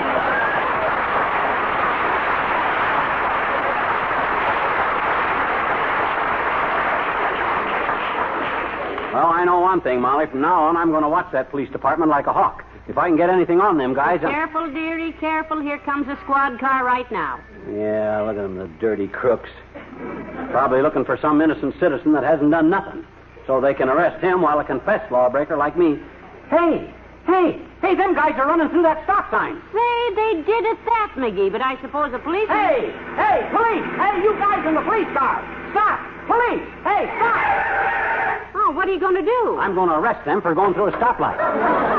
You can't arrest anybody. I beg your pardon.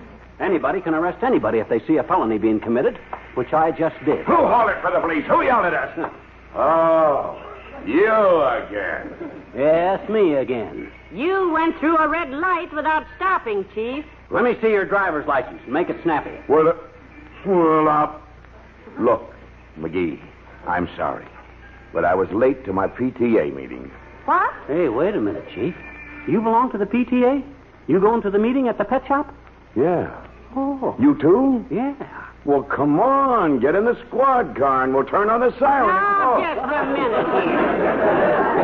I want to know what this is all about. What's this about a PTA meeting at the pet shop? And why at the pet shop? Oh, I guess I never had a chance to tell you, Molly. A bunch of us guys, like the Chief here, and some more guys, well, it's a humanitarian idea. Yes, those poor little feathered creatures, strangers in a strange land. Can't speak a word of English. Yeah. So we teach them. Teach who? Teach who what? The parrots. At the pet shop. We teach the parrots to talk English. And we formed a club, the Parrot Teachers Association.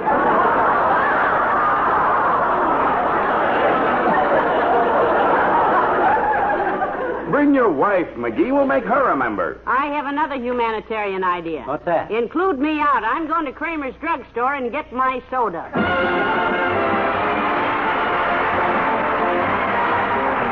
Fibber and Molly return in a moment. Say, are you looking for ways to cut down on your food bill and still give your family the satisfying, nourishing meat dishes that mean so much? Well, then you'll certainly want to try Mary Lee Taylor's pet milk recipe for mock drumsticks. A top-stove, one-dish dinner that's as nourishing as it is economical. This recipe is such a big favorite, it's now being featured in grocery stores from coast to coast. Look for it in your grocery store, right along with the display of pet milk. And remember, when you use pet evaporated milk, it's easy to have extra good meals at lower cost for two reasons. One, pet milk is double rich milk, sweet country milk concentrated to double richness. And two, pet milk costs less generally than any other form of milk. Get a supply of pet milk at your grocer's tomorrow, and sometime soon treat your family to delicious mock drumsticks. Well, how was the parrot teachers meeting, dearie? Constructive? Yeah, a lot of fun. Oh, them little pollies sure learn quick. I was teaching one of them to talk, and all of a sudden he cocks his eye at me and he says, "Hey, Bob, where's your feathers?" I sure had to think fast on that one. What did you say? I says, "I'm molten." And he says, "I'm glad to know you, Molten. I'm Smith." That's great fun. Hey, I'm hungry. What can I get you? Oh, just a cracker. Good night. Good night, all.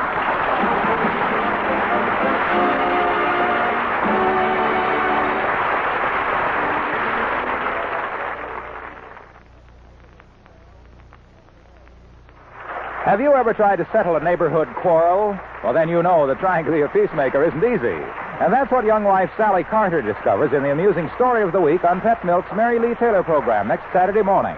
You'll also hear the Pet Milk recipe of the week for chocolate crisps. Delicious cookies that are quick and easy to make with everyday ingredients. For a full half hour of entertainment and helpful service, turn your dial to NBC next Saturday morning for Pet Milk's Mary Lee Taylor.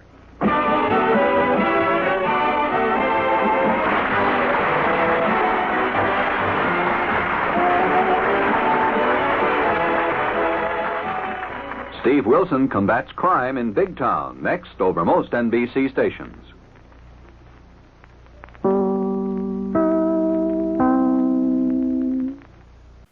Well, Silver, wait those daring days of yesteryear. Well, the Lone Ranger, up next.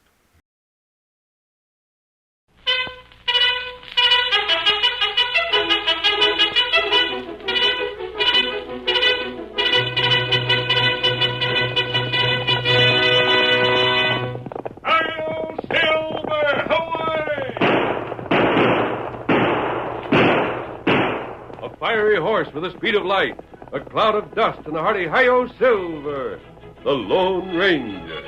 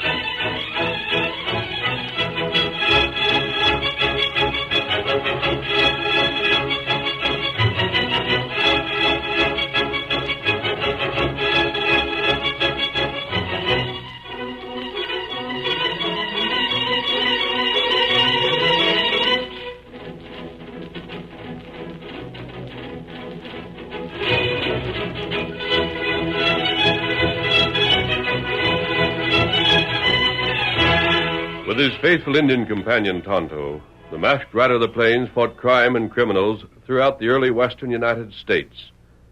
No one could match his strength and courage, his daring and resourcefulness. But it was his sense of fair play that made him the greatest champion of justice the West ever knew. The man who deserved a second chance could always count on the help of the Lone Ranger. Return with us now to those thrilling days of yesteryear. From out of the past come the thundering hoofbeats of the great horse Silver.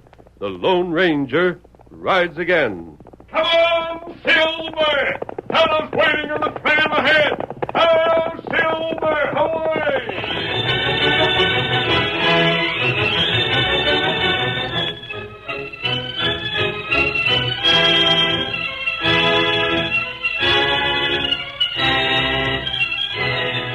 A solitary horseman was riding into the foothills west of the little town of New Hope. Except for his shirt, the man was dressed in black.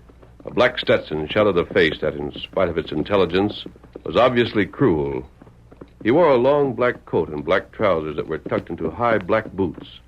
The man seemed in no great hurry, and contrary to the custom of most travelers in that district, he made no effort to hide himself.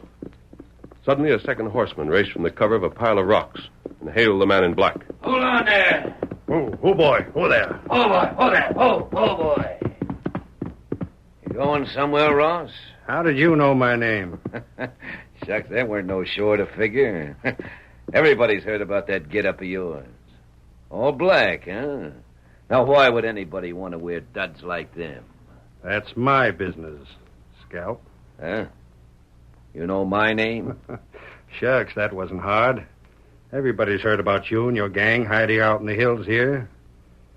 Scalp, why would anybody want to stick to the hills when there's fun to be had in town? You laughing at me, mister? Just thought I'd pay you back in your own coin. No offense, man. Yeah. Well, you're heading where you ain't wanted. You turn that horse around and skedaddle back in the direction you come. And waste this trip? Huh? I just rode out hoping to find you, Scalp. Find me? What for? Thought we might do a little business together. You savvy what you're saying, or you're just running off at the mouth? I know what I'm talking about. Ain't you the hombre that owns what they call the Western Land and Development Company? Well, I did. Well, then what business you got with me? Reckon you savvy how I make my living. Sure. At the point of a gun. Which same will be pointing right at you in a second, fella, if you don't explain yourself pronto.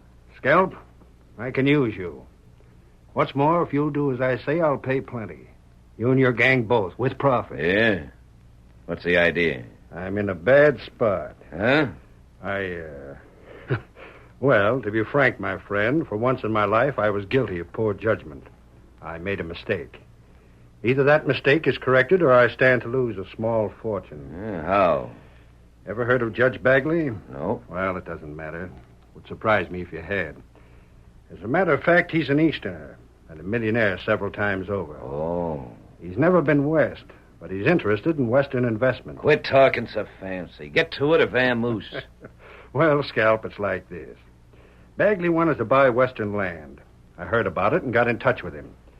In short, a week ago, I sold him my land and development company with all the property to which it holds title. Oh, sounds like you maybe made a good deal. I did. Well, then where's your holler? Just this. In order to sell him all my holdings, I had to include the land in Buffalo Basin. Well, that's where them farmers built this here town they call New Hope. Yes. When I told them they were on my property, they just laughed at me. They took the case to court. And I happen to know... Huh? The court is likely to decide against me. Then you didn't hold such good title to the basin after all. It was good enough for my business. I get you. But now... If that affair goes wrong, my sale to Bagley will be canceled. Which same you don't want to happen, huh? Well, what do you figure to do about it? The court won't hand down its decision for some time yet. Maybe a matter of months. Yeah? If, in the meantime, the people living in the basin could be forced out, it would be the same as if they'd admitted they'd just been squatters. My title would be upheld. Uh-huh. That's where you come into this. Oh, I do, huh? Well, how? The basin is worthless without Buffalo Creek. Uh-huh. Buffalo Creek rises in the mountains there to the west. It isn't far from here. I'll pay you to take your men and dam that stream so that it never reaches the basin at all. Well, that's all you want, huh? Ain't you forgetting something? What? Them farmers ain't gonna like that. The creek dries up, and they're soon gonna find out why. And then what do you think will happen? There's no law in this territory worth bothering about outside the state capital. You should know that. Sure, but they These won't. people in the basin are farmers, not fighting men. They'll talk and they'll threaten and they'll call protest meetings, but they'll never raise a hand or fire a gun. You can take my word for that. Maybe. How much is this worth to you? We can discuss that when you say you're interested. Are you in a hurry to get back to town, mister? Not particularly. Why? Camp ain't far from here. You come along. Does that mean that I'm interested? Mister, you bet it does. You coming? Lead the way. Keno. Get up, fella. Get up there. Come on. Get up. Get up.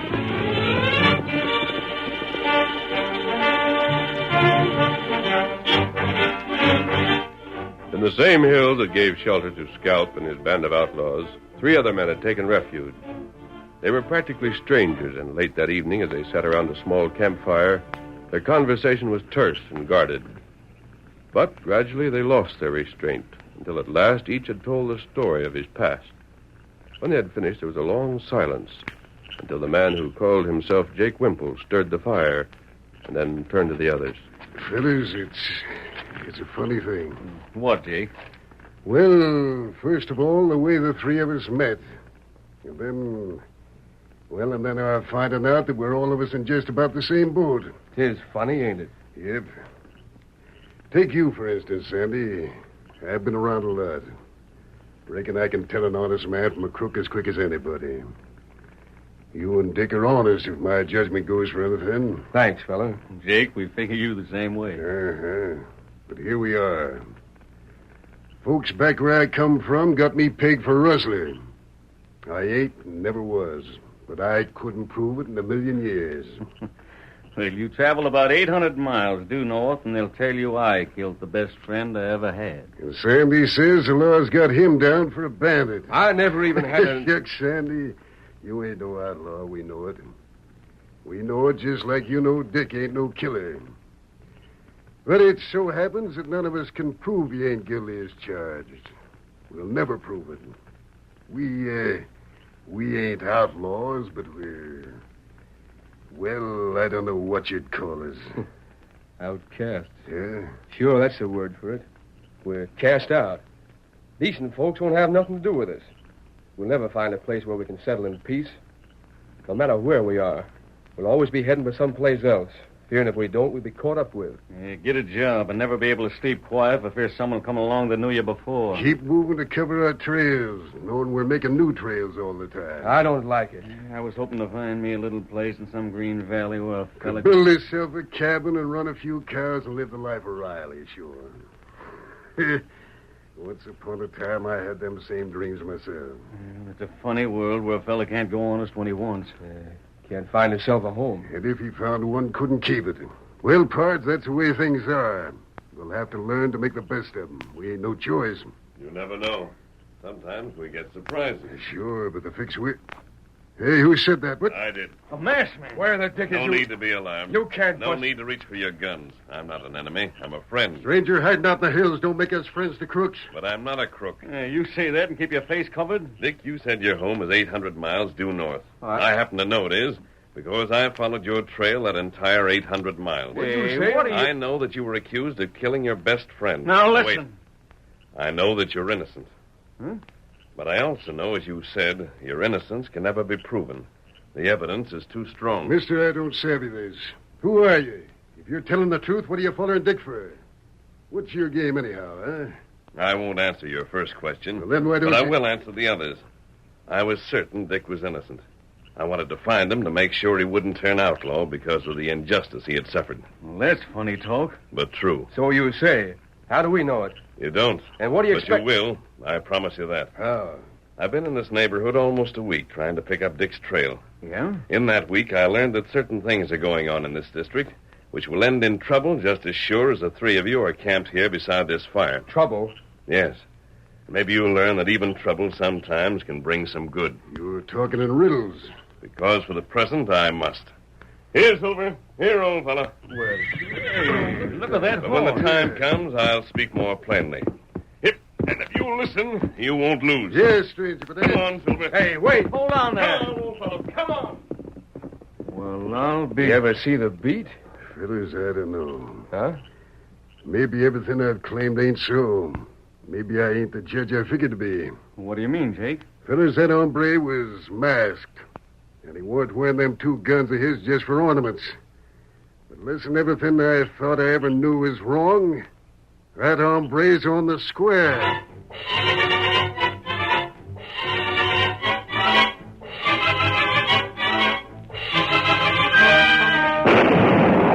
After this, fellas!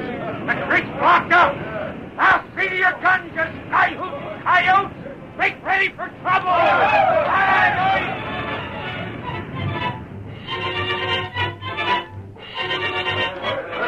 Hey, you hear the news? The creek's dried up. Something's happened. Can't get no water. There's the dickens to pay. Gotta find out what's up. Come on, we're gonna see what's wrong. This might be some of Ross's work, and we're gonna find out. You bet we are.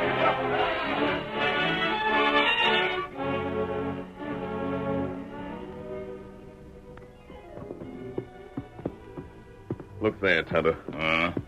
Me see him. Every man in the basin is gathered in town. Them heap man, too. For a very good reason. Without the creek, this basin will be worthless for farming inside a season. Wait. What matter? See that horseman? Just came from the direction of the hills. Look there. He's pulled up by the group of men. He's telling them something. He's pointing back the way he came. Yes. Now they're all looking in that direction. What you think him tell? That shouldn't be difficult to figure, Kimasabi. We know they sent out several men to learn the cause of the blast. That's right. They've had time to reach the source of Buffalo Creek and to return again. And I have an idea that man's one of them. He knows what's happened. He knows why the creek's dry. He's telling his friends. Tonto think you right. You know what that means, Tonto? Them make fight. Yes. Right after outlaw. With old muskets hardly good enough for shooting game. Against a band of men who spent half their lives learning the art of murder. Those farmers aren't fighters. That's right. They've only their courage. And courage alone isn't enough. Tonto, it's time we took a hand. Follow me. Where we go? Back to our friends, the outcasts. Come on, Silver. Hit 'em up, Scout. Hello, Silver. Away!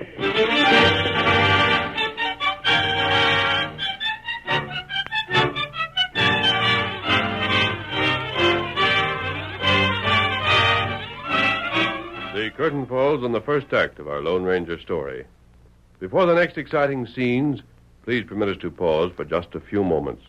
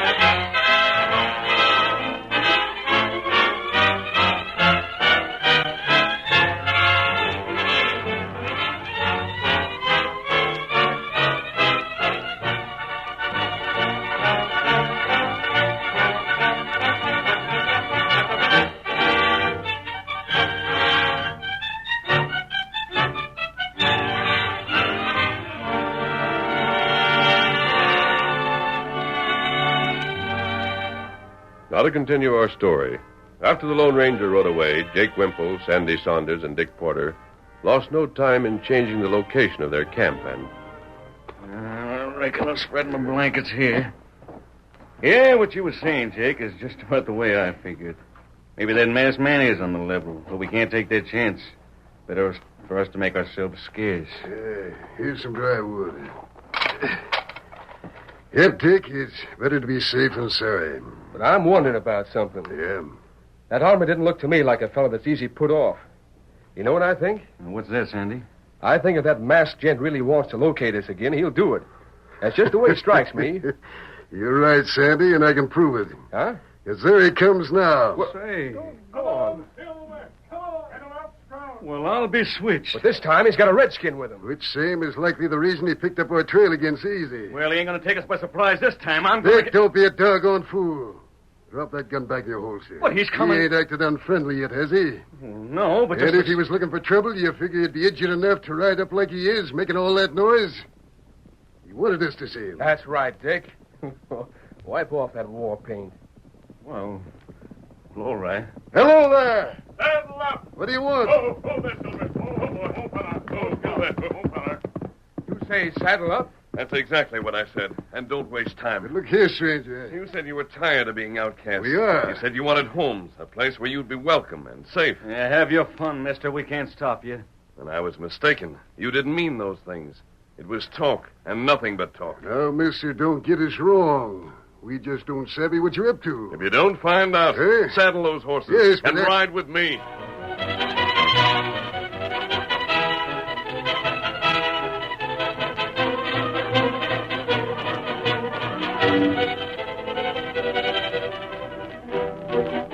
Meanwhile, the farmers of New Hope had armed themselves as best they could.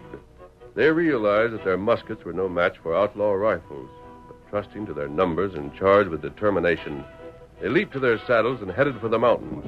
Get up. Get up there. Get up. Follow me, fellas. We're with you, Lige. We got a ways to ride yet. But keep your guns handy, and when we get there, blast the crooks to kingdom come.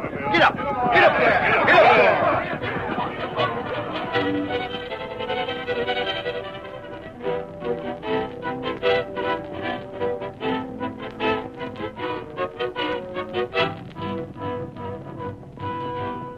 On they raced through the foothills. The purple haze faded from the mountains. The ground became rocky, the trail broken. But the farmers never slackened their pace. Lige, how much farther? Up this rise, across some flats, through a canyon, and then we're almost there. The quicker we get there, the better. Get up. Get along now. Get up.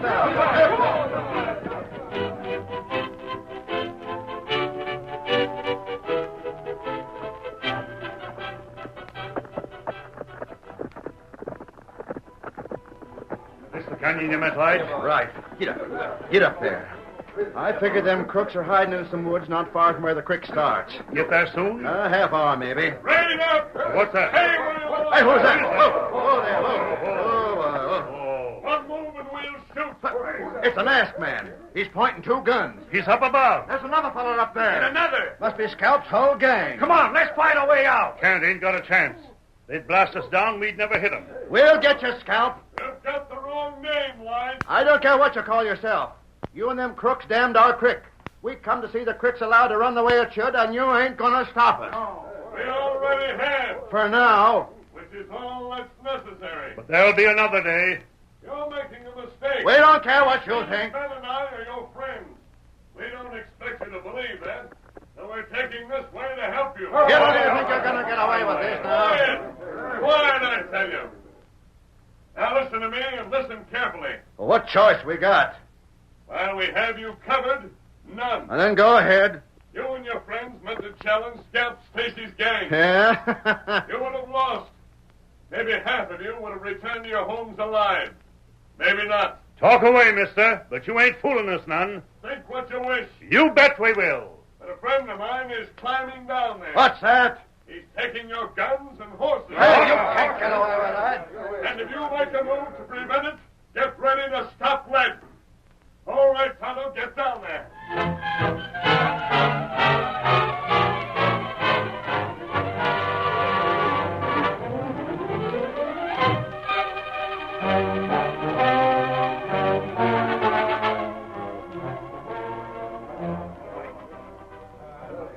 From their cover, high on the rim of the canyon, the Lone Ranger and the three outcasts watched Tonto as he made the perilous descent. When he finally reached the floor of the canyon, and it was impossible to follow all his movements without venturing into the open, Sandy became impatient. Careful, Sandy. Don't let them get a good look at you. You may get shot. I'm just trying to see how near finished Tonto is. I can see him. What's he doing? He's got their guns and horses all right. Now he's tying the horses together so he can lead them all at once. Yes? He's almost finished. Let us know when he pulls out. Oh, you likely hear him. Then what do we do? Carry out the rest of our plan. Ride to where Scalp and his men are holed up. You mean without waiting for Tonto? He'll join us in time. He knows what to do. What's he going to do? We want those farmers to be in on the finish. Oh, sure. Unless their horses are returned, they can't be. You mean... When enough time's elapsed, Tonto will release the horses. And these fellows will be mounted again. Oh, I think he's about set. Well, there he goes. He's safe away? Right. Then come into the saddle. Let's go. Come on, Silver. Hurry, boy. Hurry.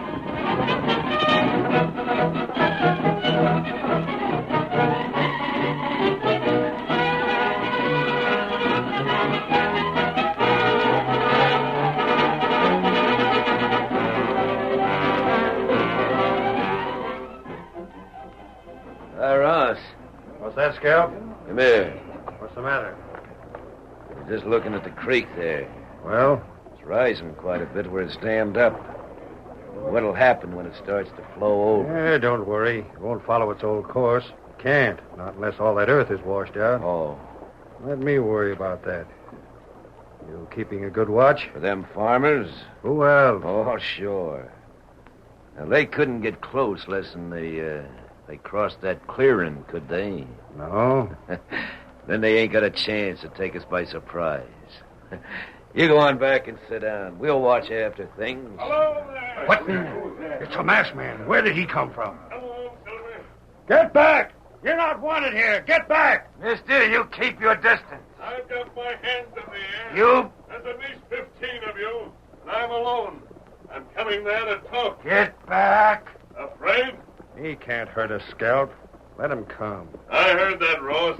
I was coming anyhow. Now talk careful, mister. Maybe you wish you was about 1,000 miles from here. Yes? Oh, Silver. Oh, boy. Get down. Keep your hands hoisted. Yep. Your scalp? Yeah, that's me. Now, what do you want? To talk with you. All right, talk. Only... Yes? Only recollect this, mister.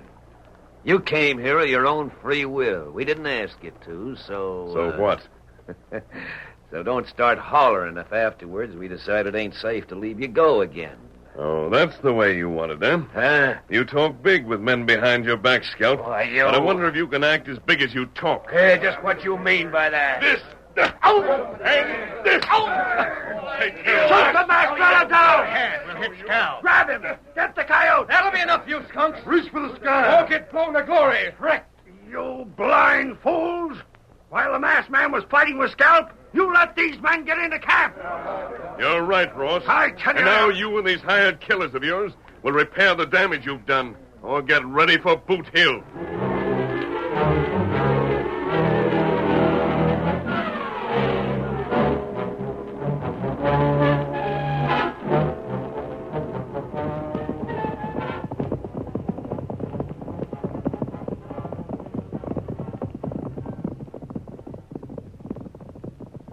We'll fix that masked man. There they are, Lige, and the masked man's with them. Come on, fellas. Rush them! If we ain't got guns, we got 'em outnumbered. Let's go. Lige! They see us, but they ain't shooting. What's up? Hey, look there. The creek. Back in its channel again. Well, I'll be doggone. It's the masked man. He said to come ahead. Yeah. And those fellows with him are holding guns on Ross and the whole gang of crooks. But that'd mean that they He was weren't gonna... lying to us. They did mean to help us. Pull up, fellas! Pull up! there. String them crooks up. Hold on. Hold on, I say. We've been waiting for you. Lige. Huh? I think Ross here has something to say you'll find interesting. What's that? Ross, go ahead. Men, I've got to get that land you hold in the basin. I've got to. I have no choice. I took this way to get it, and the masked man spoiled the whole thing. And you're due to hang. Let Ross finish. If you men will vacate that land, I'll pay you twice what it's worth. 5 times as much. I'll pay you 10 times its value. But you've got to sell. If I were you, Lige, I'd advise my friends to take him up on that. You can move on 100 miles and find land as good as what you've got. And put money in the bank besides. Why didn't Ross offer that in the first place? Because he thought he'd try crooked means before honest. Well, if you'll pay... Well, I will. I promise I will. And it sounds good to me. Me too. There's one thing more. Huh? These men who helped me, and by helping me helped you... What about them? Dick, Sandy, Jake, step over here. Yeah. Here we are. Lige, they helped you when they had no homes in Buffalo Basin. They had no property to lose. When they rounded up these fellows, they had nothing to gain. And they might have lost their lives. Oh, well, we didn't They're know men anything. without homes. They've been hounded by the law for crimes they hadn't committed. But they deserve far more than they've received. Say, you fellas looking for a place to settle down? Lige, we sure are. You think you could like me and my friends here? Well, you fellas look fine to me. Then you're coming with us. We owe you plenty. And you'll get your share what Ross pays. But maybe you don't savvy, mister. Hold on, young fella. I savvy plenty. And this is what I was going to add. Yeah? Throw in with us and you won't be bothered. You won't have to answer no questions. The law comes looking for you. We'll send it hightailing out. That sound good to you? Sure does. Then shake, friends. It's a bargain.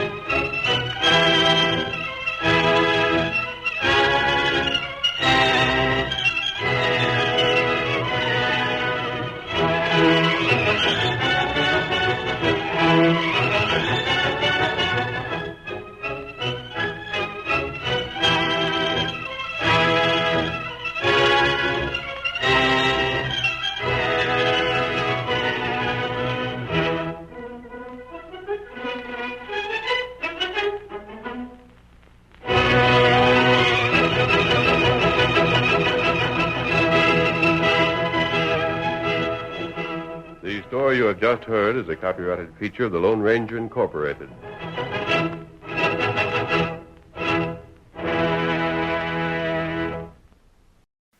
Hunt the biggest of all game with the Green Hornet and Cato coming up next. The Green Hornet.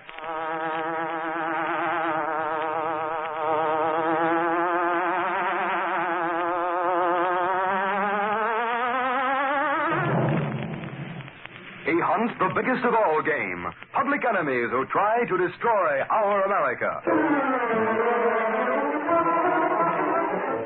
With his faithful valet Cato, Britt Reed, daring young publisher, matches wits with the underworld, risking his life that criminals and racketeers within the law may feel its weight by the sting of the Green Hornet. Ride with Britt Reed as he races toward another thrilling adventure. The Green Hornet strikes again.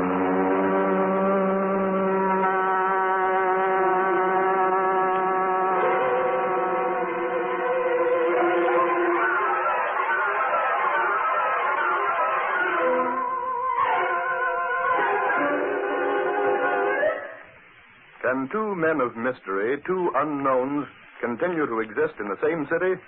The Big Four Gang, underworld organization of ruthless rackets, is led by a man who is never seen, even by his gang, a voice known only as Mr. Big. In order to force the Daily Sentinel to stop its campaign against the rackets, Mr. Big attempted to kill Britt Reed. The attempt failed, but rather than subject his staff to danger, Britt Reed gave out the information that he was leaving on a secret vacation. He did leave, only to return to the city as the Green Hornet. At the wheel of the Black Beauty, masked and mysterious, Britt Reed smashed blow after blow at the Big Four, trying to uncover the head of the gang, Mr. Big. I'll have your change in a minute, mister. Late one night, near closing time, in a small neighborhood drugstore, The man behind the counter made change for a solitary customer. 3 makes 40, 50, 75, $1. Thank you. Okay, chum. Was there something else? No. Oh. Well, it's late, and so I Yeah, want to... chum, it's late. So what? I'd like to close up. Yeah, maybe you will close up. So if there's nothing else you want, I I'll... guess you didn't hear me, pal. Look, mister, I'd like to close the store. It takes maybe half an hour to lock up. I got to get home. You know how it is. So if you don't want anything else... I guess you didn't hear me, pal. I said maybe you will close up. Huh? You run this joint, don't you? Say, this is the best drugstore in the neighborhood. Okay. Ride with Britt Reed as he races toward another thrilling adventure. The Green Hornet strikes again. You getting that? Me? I come to give you a little advice, pal. You ought to join up. Join what? I belong to the Masons and the local Rotarians. What's your name? Me? Ferris. Why? Okay, Mr. Ferris. Let me give you a little tip. If you want to do business in a drugstore, you better join the association. You mean like them downtown places? Oh, no, not me, mister. That's a racket. Okay, Ferris, stop the kidding. Huh? Take that blank look off your puss. What do you think we're playing at? A game of Pachisi? You're on the list, see?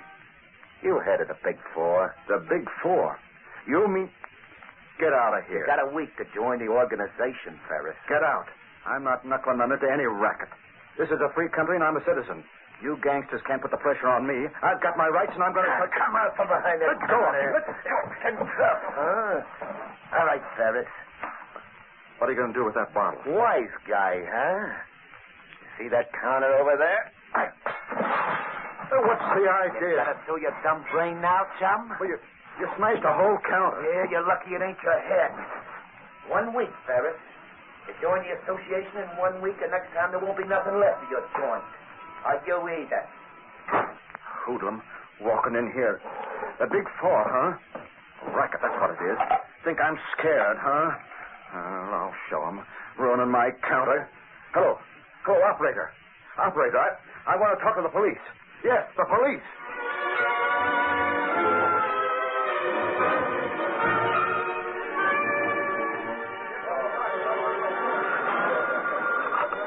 Daily Sentinel, Gunnigan talking. Who? Sergeant Moran. You got something? Sure, let's have it. Nothing like news for a newspaper. What's that name? Okay, got it. Thanks, Moran. We'll give you a couple of tickets to the fight. Good night. Is this anything important, Gunnigan? Huh? Oh, yeah, it might be, Blackett. Didn't see you come in. Miss Case! Casey! How is the Sentinel's campaign against the Big Four going? Could be better, Mr. Blackett. And the same goes for your campaign in the city council. Miss Case! Right with you, Gunnigan. Matter of fact, this might be a lead. That's all. Yeah, you can listen while I spread the word. You wanted me, Gunnigan? Anybody around, Casey, Lowry, Axford? Well, I can get Axford. He's across the street having a cup of coffee. Why? Police just got a tip. Have Axford see a man named Ferris. Runs a drugstore uptown. Is it good? Don't know yet, Miss Case. It's about the Big Four. Gosh. Yeah. Dust Axford off and send him out there. But look at the time, Gunnigan. For Pete's sake, what's time got to do with it? Ferris got a threat from the Big Four, and I want to see him as soon as he can get there.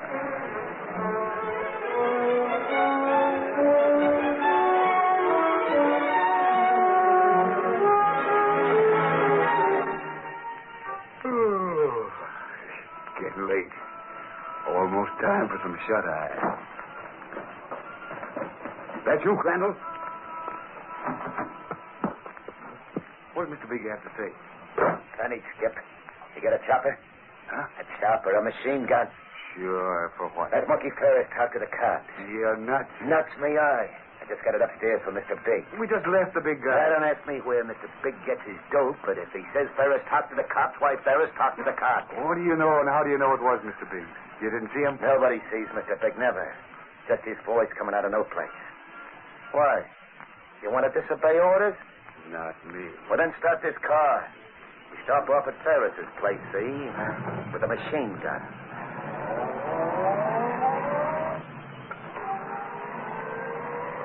You heard that, Cato? Yes, Mr. Bates, I heard. All right, back in the alley to the Black Beauty. And hurry, there isn't much time.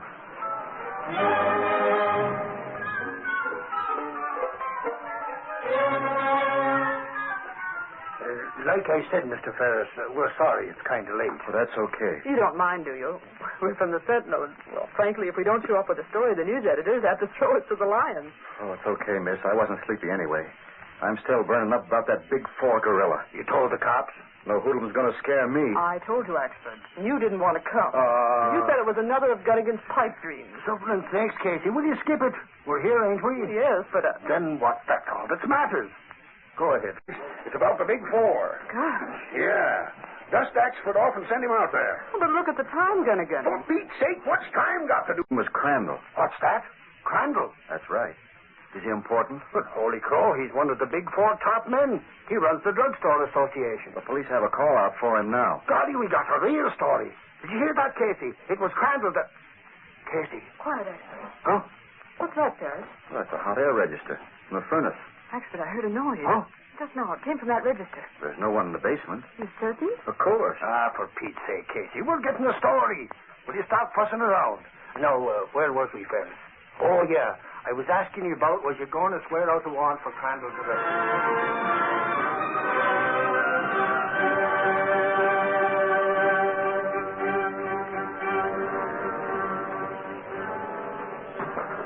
Careful, Cato. Darkness, Fred. You know what to do, Cato? Yes, sir. This furnace pipe leads to the room where Ferris is talking to Axford in this case. If I shout into it, they'll hear me plainly. Yes. But they won't recognize my voice, and neither will those gangsters. That is true. I'll stay here. You get back to the car. Very well. They'll give those rats the scare of their lives. Signal me when you see them coming near the house. And don't forget. Otherwise, it may be just too bad.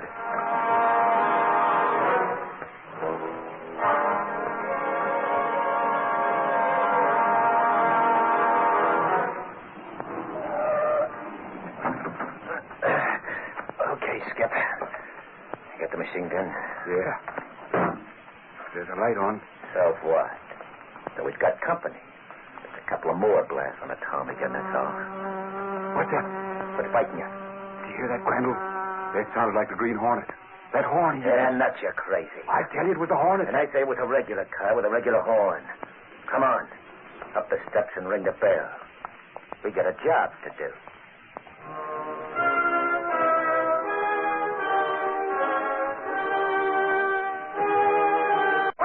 Got to do was Crandall. What's that? Crandall? That's right. Is he important? But holy crow, he's one of the big 4 top men. No, outside of us is just the wife and the kid. They're upstairs asleep. And that horn. You heard it, Axford. Golly, Casey, will you stop? That wasn't the Green Hornet. I heard something, but I No, know... there ain't nothing at all. Crazy ideas, that's all. The Green Hornet doesn't fool Axford. You see what I mean, Ferris? It don't make sense. Besides, Casey, the Hornet ain't no pal of the big 4. He's out to get him. Now forget about it, will you? You'll have us all jumping like rabbits every time there's a...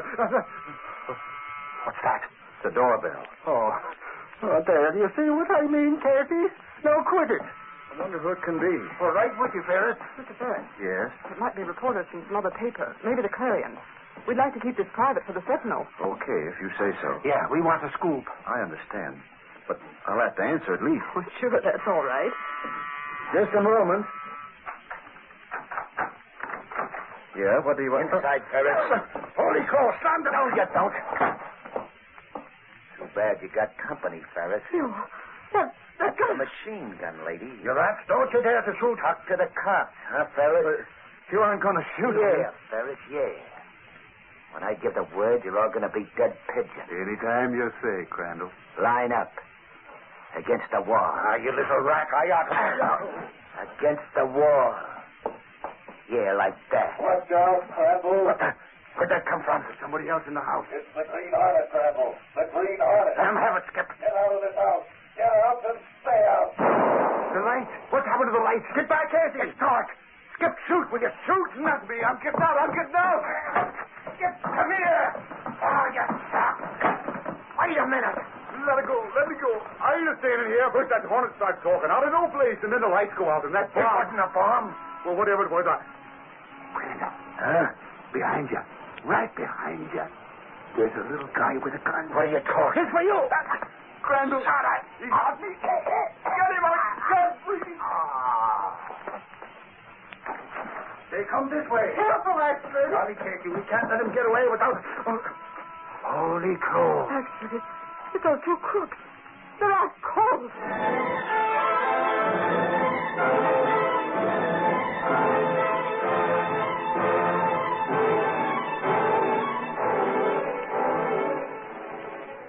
Gunnigan. Yeah. We're calling from Ferris Place now. Sure, the cops is here. Them two crooks is heading for the cooler. Well, here's Moran now, Axford. Hold it, Gunnigan. Moran was just down looking at the cellar. You're right, Miss Case. That boy's come right up through the furnace pipe. Was it the Hornet, Moran? Might have been. We found the light fuse pulled out. Yeah, the lights went out. Yeah, that was how. And that noise you heard. We found a blank cartridge shell in the furnace. From up here, it would sound like a bomb easy. The boy said it was the Hornet. I ain't saying yes, and I ain't saying no. Them two rats was gassed the way the Hornet does. Sure, the Hornet's after the big four, Moran. It must have been him. Well, at least we got him behind bars, Mr. Ferris. You don't have to worry about... Hey, Ferris, well, where is he? That's strange. He went out that door a minute ago. He did, huh?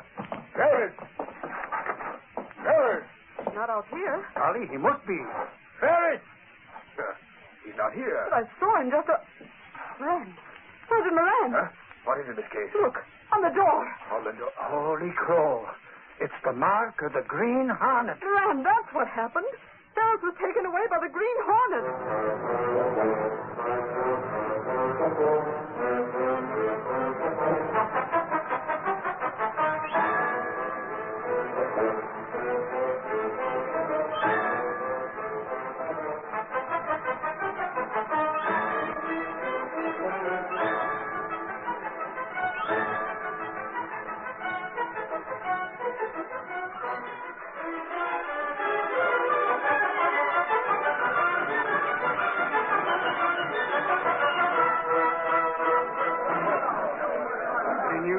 Not a thing, Gunnigan. I called all the railroads and the airport. The riverfront? Well, I checked every place. I tell you, Axford was right.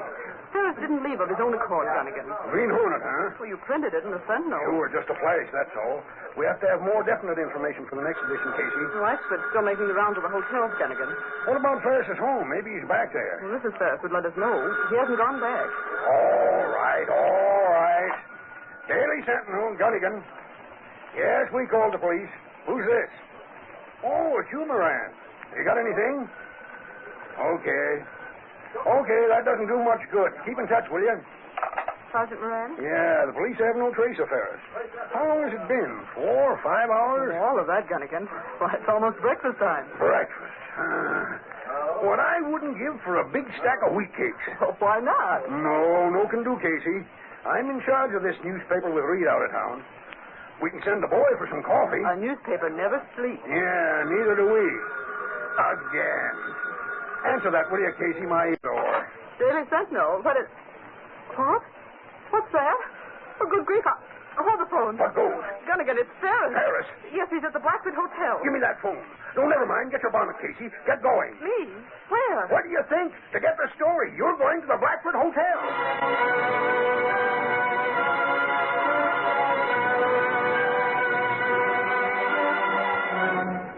Yes, Miss Case. Yes, I called the Sentinel as soon as I recovered. The Green Hornet gassed you? When I stepped out that door last night. You remember in my house? What made you leave in the first place? Well, I thought I heard a noise out there. You were all so busy, I didn't want to disturb you. The Hornet was out there waiting. He must have been. The next thing I remember, I woke up in my car. The Hornet was driving. Your car? Well, what about the Hornet car? Yes, my car. Well, his car was following along behind.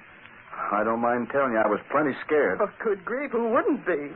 I don't exactly know how I got here. The room clerk said I walked in sort of a daze. I guess he thought maybe I had a little too much to drink. It was that gas the Hornet uses, I guess. But now I feel fine. Look, never mind your personal history. Did you get a look at the Hornet? Sure, but he was wearing a mask. Oh. He said he was out to get the Big Four gang. That he was getting me out of my house for my own good. What did he mean by that? Oh, I don't know. Those two guerrillas came over to use a machine gun on me. They're in but jail. They couldn't harm you now. But still, the Hornet seems so positive. Have you called your home, Ferris? No, not yet. It's so early. Why, you don't think anything's wrong? I don't know. Just a feeling. Go ahead, answer that. Hello? Yes, this is Ferris. What about my house? Yes, right away. Ferris, what is it? What's wrong? I've got to go. Oh, what's the matter? You look like a sleepwalker. My house. It's been bombed.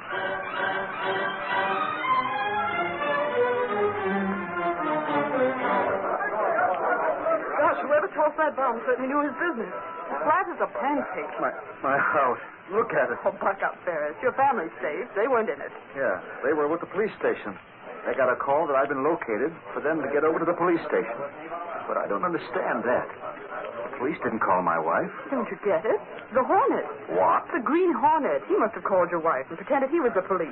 Why, yes. Yes, of course. It ties in. The Hornet got you out last night, and he said he was doing it for your own good. Then was it four who did this? Your guess is as good as mine. But I'm betting it was the Big Four. Those dirty rats. Forget it. You're safe. Oh, it's not that. I have insurance. I'm fully protected. I guess the Big Four are really trying to get you to lay off. They'll need more than that. I'm going to prosecute that man Crandall, but the last thing I do. Now you're talking. Hey, Casey, Ferris. Where you being, Axford? Trying to catch up with you, Casey. I went to the hotel, but you and Ferris had just gone out. So I called Gunnigan, and he said to come over here. Nothing snakes. They sure bummed your house, didn't they? It's the Big Four, the drugstore racket. Good thing your wife and kid was warned. They're trying to scare me, but it won't work. Huh? He means Crandall, Axford. Yeah, Crandall and other rats. Oh, yeah. I knew I had something to tell you. The cops want you to be extra careful, Ferris. Why? Because them two rats ain't in jail no more. They got bailed out. What? They're not in jail. Sure, Casey. Of course, they got to be back in court for the trial. But that's a long ways off. The Big Four got them out. So you better watch your step, Ferris. Them rats can be awful tough.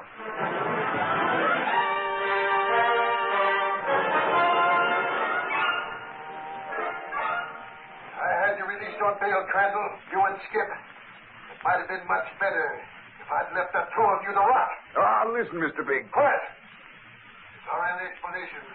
I'll hear them from Crandall. He's supposed to be in charge of the drugstore association of my business. Yeah. It's this way, Mr. Big. As soon as we heard that guy Ferris went to the place, we went over to give him the business. A machine gun? Yeah. A machine gun, like you said. But something went wrong. According to the Sentinel, it was the Hornet. Yeah. Was it really the Hornet? Or are you just covering up your errors? Well, we seen the mask, Mr. Big. Yeah, it was a Hornet, all right. Me and Skip run into a load of gas, and we end up in the cooler. I was afraid of that. Ferris's place was bombed, huh? I had that done later. Unfortunately, this Green Hornet was clever. He got the family out of the way by a phone call. Now get this. You and Skip report back here tomorrow night. Tomorrow? Keep out of sight if you can. I have insurance. I'm fully protected. I guess the Big Four are really trying to get you to lay off. They'll need more than that. I'm going to prosecute that man Crandall, but the last thing I do... Do as I tell you. Tomorrow night. Now go.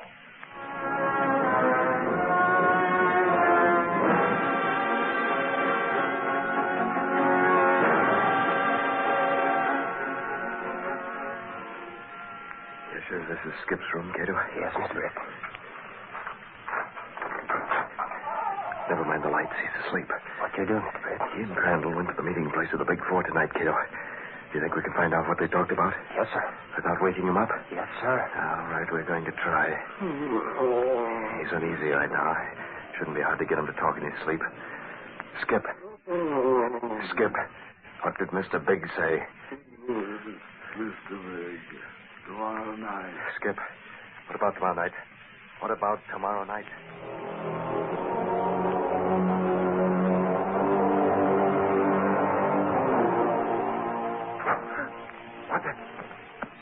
What was that?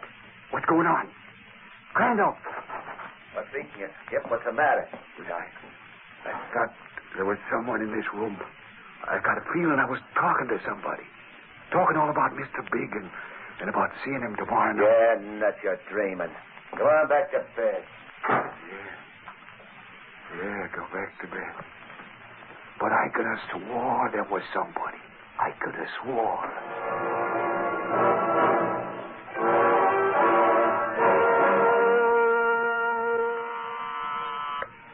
Hello? Hey, Casey. Is Gunnigan in there with you? Oh, yes, Axford. Gunnigan's here. Why? On account of Moran's here with some news for the Sentinel. Okay, send Sergeant Moran in. Ashland? Yes. He could have walked in here just as easy, but I guess he loves to fool with that dictograph. Sergeant Moran, huh? I hope it's something on the Green Hornet. Or the Big Four. Either one. Take your choice. Hello, Gunnigan. Ashford said I could find you here. I got news. Shoot. Them editorials you've been running in the Sentinel produced results. The trial is set for tomorrow. Fine. Hear that, Casey? With both ears. If Crandall goes to court tomorrow, at least Ferris is safe from any more bombing. Sure. The department's got Crandall and another hoodlum watched every minute. Hope they don't skip out of the state. The state, nothing. Them two will have a tough time getting out of the city. The judge ain't fooling. Where's Axford? Axford?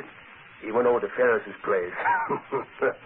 Said he was going to give Ferris a fight talk so he wouldn't get scared in court and forget to identify them hoodlums. Well, that's mine. Hello, Daily Sentinel. Yes, just a moment. To you, Sergeant Moran. Me? Thanks, Miss Case. The police department. Yeah. Hello, Sergeant Moran speaking. Yeah? What about Crandall? What? Well, start looking. Something wrong, Moran? Something wrong. Plenty. That crook Crandall and his triggerman Skip. We don't know where they are. We was trailing them, but we lost the trail. How do you like that?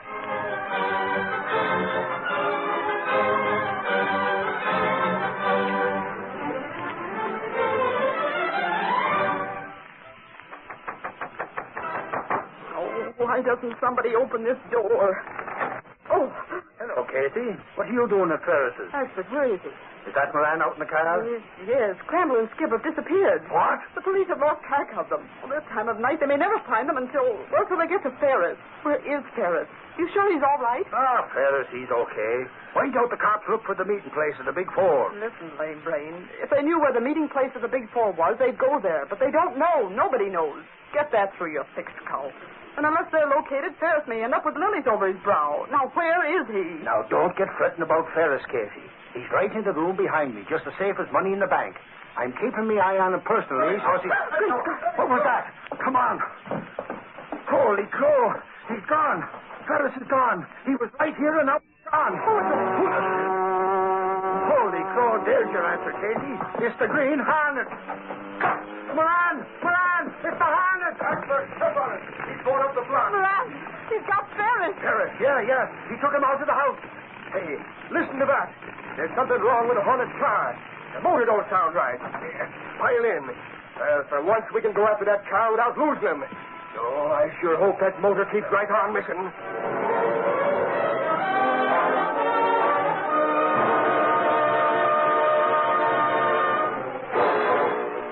Sentinel has been able to put enough public opinion behind the demand for the trial, Crandall.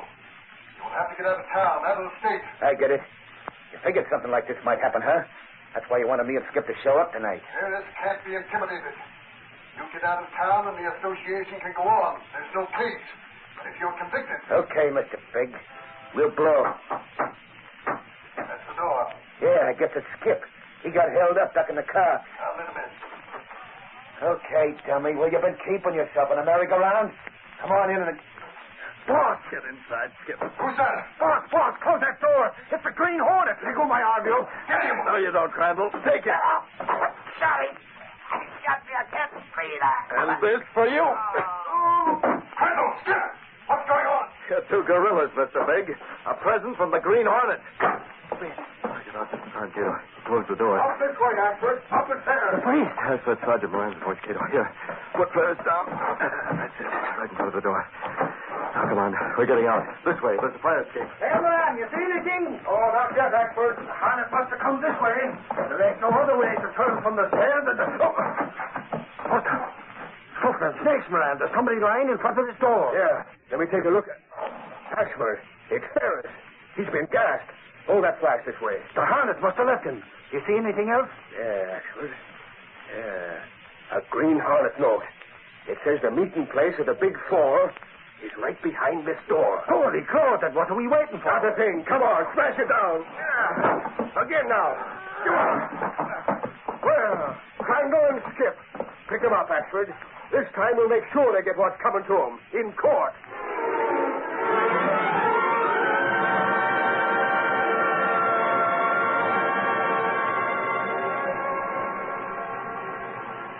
We ought to hear about the trial soon, Gunnigan. Oh, gosh, after all that excitement last night, finding the Big Four headquarters and smashing that... Easy, Casey, easy. The racket isn't smashed until the jury gives its verdict. Well, why doesn't Axford call? He's at the courthouse. You want me to get it? Yeah, go ahead, answer it. Hello? Oh, yes, Axford. What about it? Oh, that's all we wanted to know. Gunnigan, you can break out the headlines. Axford says the racket is smashed. Great. Now, if the Hornet only finds out who Mr. Big is... Gunnigan, aren't you ever satisfied?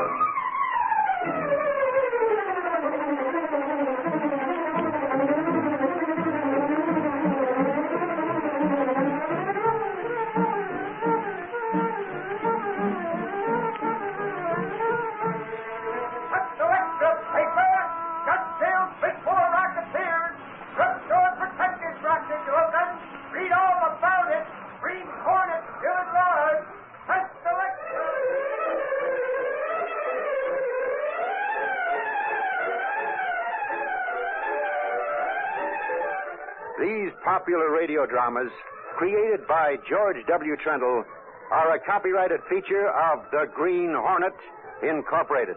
All characters, names, places, and incidents used are fictitious.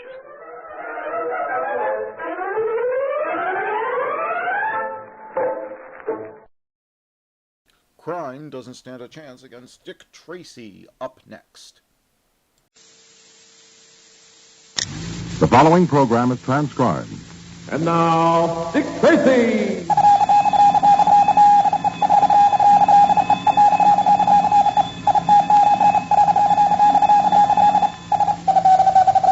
This is Dick Tracy on the case of the Big Black Box. Stand by for action. Let's go, men.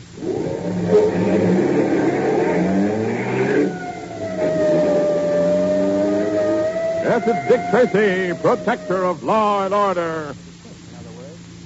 Tracy fans, long ago, when there were no big cities as we know them today, New Year's Eve was celebrated by dancing in the streets, singing, the ringing of church bells, and lots of merriment. Many people welcomed in the new year in their homes. Well, the custom hasn't changed very much.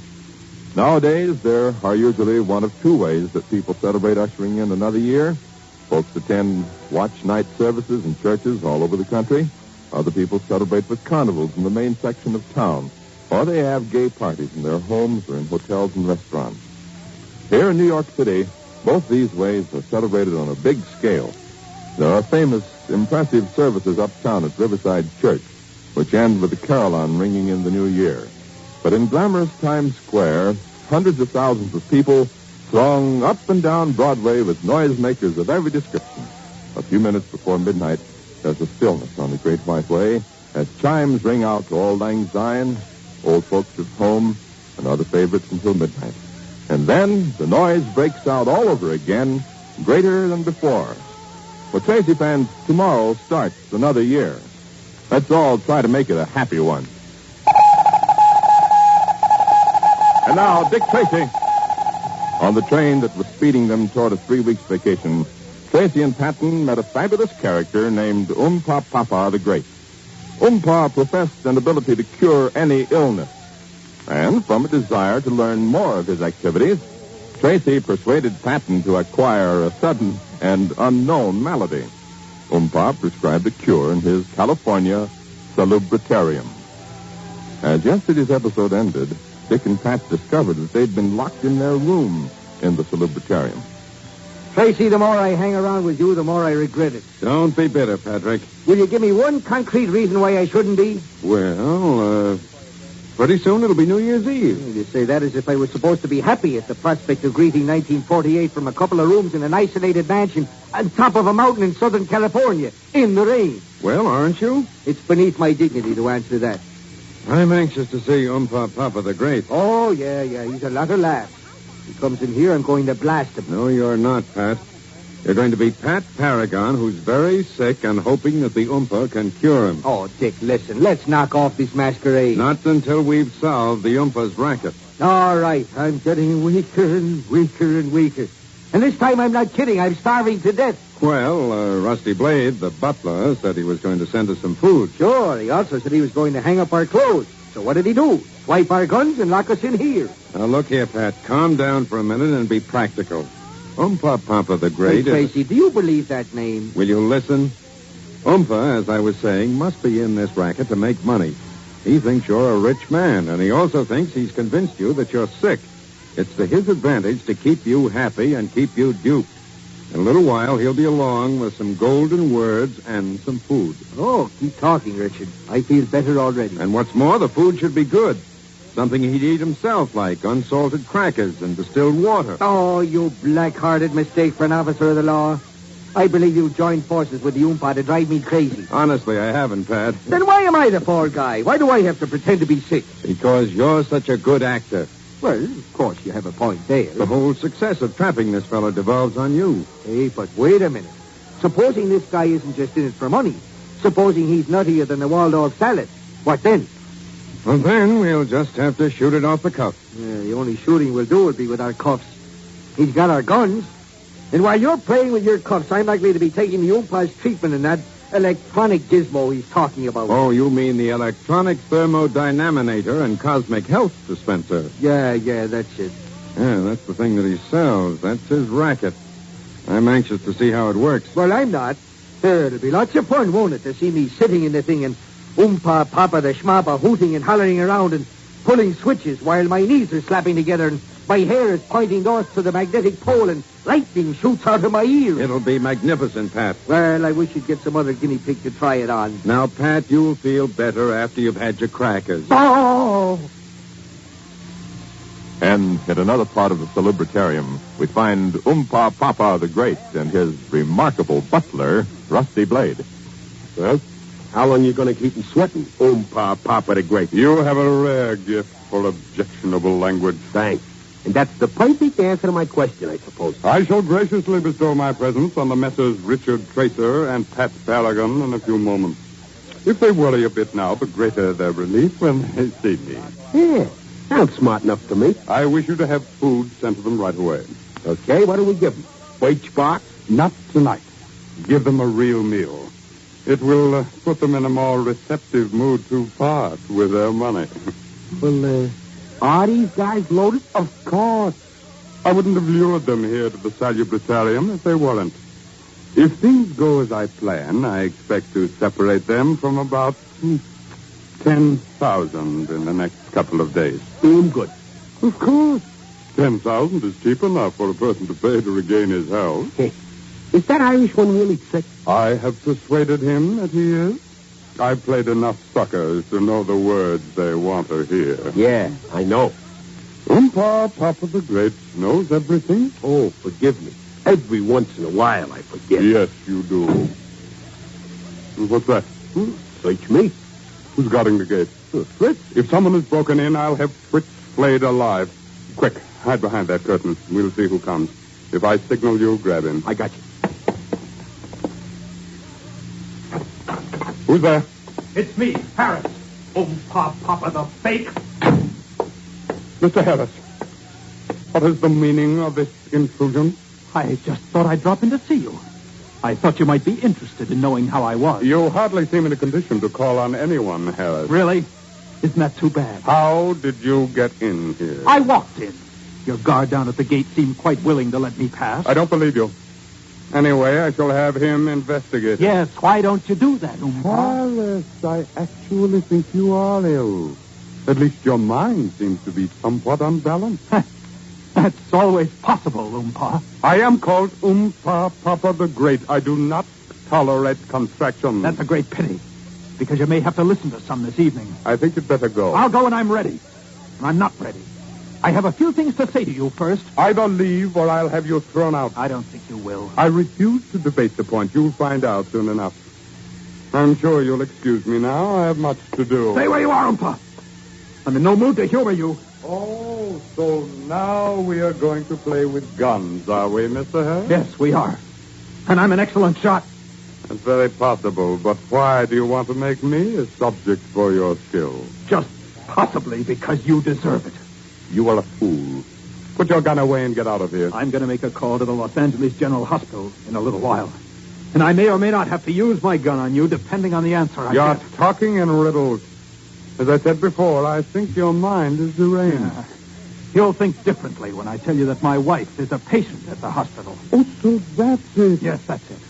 Your wife's sickness has nothing to do with me. On the contrary, it has everything to do with you. Huh? Right now, she is dangerously, probably fatally ill. The doctors say that if she'd come to them several months ago, there'd be no question but that she'd be well. Ridiculous. But she didn't go to a doctor. You got to her instead and talked that phony line of yours. And heaven knows you're excellent enough. Your wife probably didn't follow my advice. She followed it all right. That's why she may be dying now. That's a lot of nonsense. There's one other little item. My wife is a charity patient at the hospital because my life savings went to buy that electronic gadget of yours. I told her not to get the thing, but you had her so duped that she thought it would cure anything. I have never made such claims for the electronic thermodynamator, nor have I ever attempted to diagnose a disease or prescribe for one. Just remember that. Oh, I know. You're very careful not to break any laws. Of course. And that's why I'm out here with this gun. I'm going to break a law. The one about murder. if my wife dies. You prattle like an hysterical old woman. I'm bored with it. Don't move! I have no intention of moving.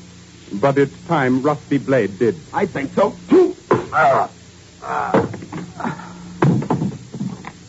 Thank you, Rusty. Take the gun out of the way. He's trying to reach it.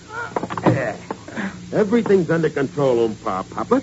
Don't make a move, Harris, or I'll slice you like a salami. They don't call me Rusty Blade just because of me hair.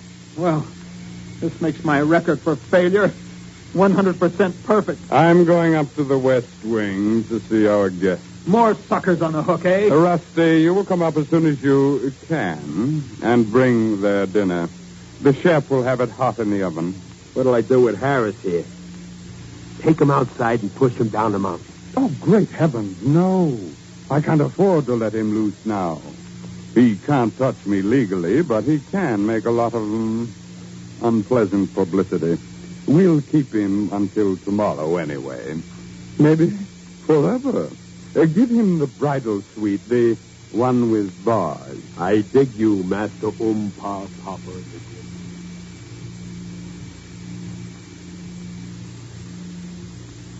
You know, I've heard of starving explorers eating their shoes, Richard. I wonder what they taste like.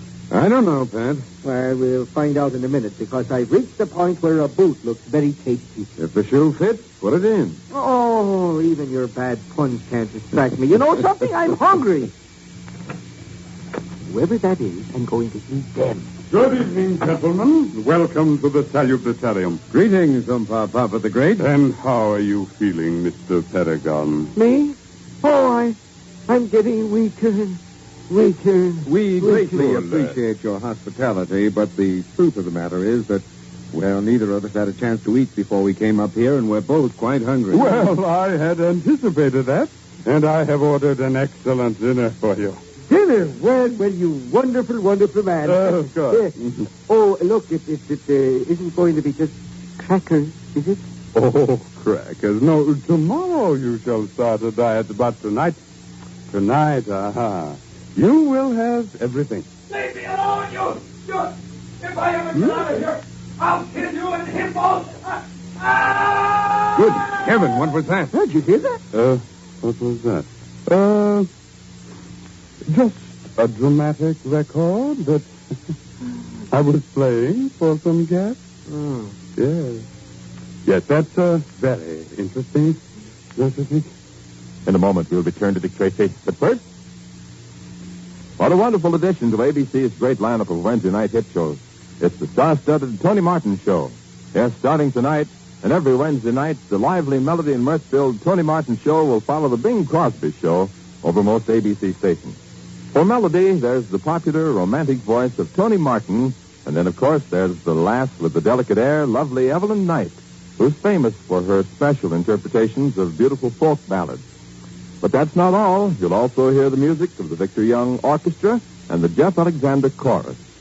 In the Tony Martin Show's last department, I think you'll roar over the hilarious antics of comedian Alan Young, who specializes in getting into riotous predicaments that would have anybody but Alan at his wit's end. But when you hear him, you'll agree that there's no end to Alan's wit. Well, here's a program that you're sure to enjoy, the Tony Martin Show. The Tony Martin Show features Alan Young with Evelyn Knight, the Victor Young Orchestra, the Jeff Alexander Chorus, and Jimmy Wallington. So be on hand when it's on the air on most ABC stations tonight at 10:30 in the East and 9:30 elsewhere. And now, back to Dick Tracy. You see, Mr. Harris, it don't do no good to go yelling around. I get so excited that I beat you up. First my wife, and now myself. Harris is not the only unfortunate to have been caught in the umpah's grasp. And what of Dick and Pat? What can they do? Better be sure to tune in tomorrow for The Adventures of Dick Tracy, produced by Charles Powers. And this is George Gunn speaking. One farewell that won't be sad will be ABC's farewell to 1947, especially tonight's great Bing Crosby New Year's Eve show.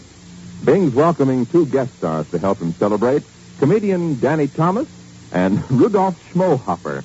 Schmohopper was supposed to appear on a recent Crosby program, but he failed to show up. Just what he'll do on tonight's show is being kept a secret. But there's no mystery about the laughs you'll enjoy with Danny Thomas. After a battle of quips, Danny and Bing will enact a riotous musical sketch that we hope will keep you in stitches. So don't miss Bing Crosby's great New Year's Eve show when it's on most ABC stations tonight. The preceding was transcribed. This is ABC, the American Broadcasting Company. The American Broadcasting Company. The American Broadcasting... One of old-time radio's longest-running and most popular programs, CBS Mystery Theater, is up next.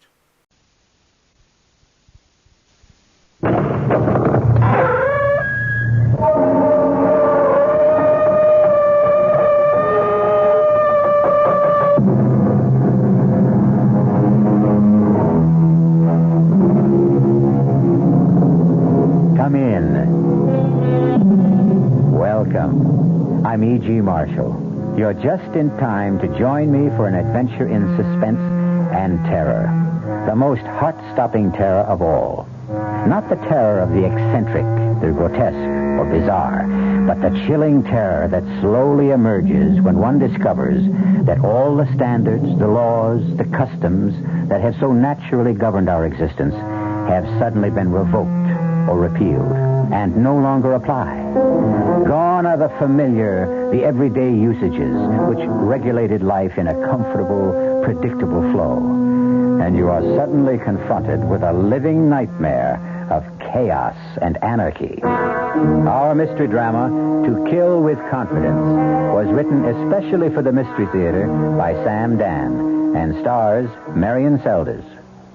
It is sponsored in part by Sign-Off, the Sinus Medicines, and Anheuser-Busch Incorporated, brewers of Budweiser. I'll be back shortly with Act One. I want that sinus medicine. Headache tablets? No, sinus medicine. Sinus tablets. Helps the headache and the pressure. Oh, you mean sign-off. Exactly. Headache pain is one thing. A sinus headache is something else. Sometimes your whole face can seem to throb with pain. You want relief. Take Sign-Off tablets. Sineoff, the sinus medicine that gives you a full dose of pure aspirin plus a sinus drainer. Sign-Off, the sinus medicine that helps relieve sinus pain while you drain. And Sign-Off doesn't stop there. Have you tried Sign-Off Sinus Spray, the fastest known form of sinus congestion relief? It works in seconds. That's Sign-Off Sinus Spray. When sinus flares up, use Sign-Off tablets and spray, only as directed. Sineoff. Sign-Off. Exactly. Sign-Off, the sinus medicines in the bright red box.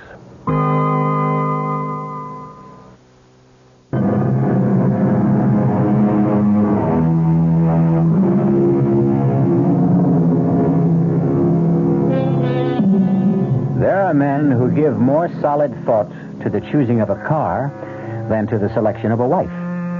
There are girls who will take more time and care in deciding on a fall outfit than in picking a husband. Who is to blame? A good deal of it can be placed on the shoulders of society, which somehow tries to imply that marriages are made in heaven. This being the case, why bother being too careful down here below? At any rate, let us consider this extremely attractive, newly married young couple driving along a superhighway near a Midwestern city. Why don't we get off the turnpike, darling? Is anything wrong? No, I just thought I'd like a change of scene. Okay, next exit. You're an angel. Well, it's getting on toward lunchtime, and I think this is a town where they have a place that serves the most fantastic sauerbraten. Really? Mm-hmm. A landmark. You know, one of those terribly authentic restaurants. Ruth, dear, you are in for a treat. Except for one thing. What's that? I happen to despise sauerbraten. Uh-oh, I'm sorry. Oh, don't be sorry, dearest. You and I, well, we'll never have days like this again. Days like what? Well, let's call them days of discovery. Days of getting to know each other. Days of finding out about each other. Such as, you don't like sauerbraten. What don't you like? Oh, I like everything. Even artichokes? Especially artichokes. You'll have absolutely no trouble feeding us. I think that's why I fell in love with you. You're so even-tempered. Oh, no, you don't know that for a fact. I may have been on my best behavior all this time. Well, I just can't picture you as anything but... But what? Sweet. Calm. Nice. Well, I tried to keep my temper. I learned what it can mean to lose it. Oh, what happened? Now, that was a long time ago, darling. I found out what it can mean to lose your sense of balance and values, and, well, I plan to make amends for all that. Do you want to talk about it? No. And I'll tell you why. Oh, no, you don't have to explain. Now, what I'll have to do is explain why I won't explain. Can you follow that? Sure. I have to put it all completely out of my mind. I have to go so far as to convince myself that it never even happened. I understand. And I may have one or two deep, dark secrets of my own. Well, keep them. That's what I dreamed about, to start a fresh, brand new, clean slate. Agreed? Agreed. Now, I'll tell you what let's do. Let's have sauerbraten anyhow. Oh, no. Well, you have it. I'll order something simple like hamburger. Oh, no, not in this place. Why? Well, you won't enjoy lunch. The waiters are such frightful snobs if they sense you're not there for the special. Oh, it's that kind of a place. We don't have to have lunch there. We can stay on the turnpike. No. Look, here's the exit. Let's turn off. Well, you did have your heart set on... Uh-oh. What is it? Is something wrong? Well, the car. I think it's that mysterious vibration. Do you hear it? I don't know. Well, that funny noise. Oh, Leo, darling, to me these things sound funny all the time. Is it something serious? I hope not. Well, look, we have 1,000 miles still to go. We'd better have it checked. Yeah, that's a good idea.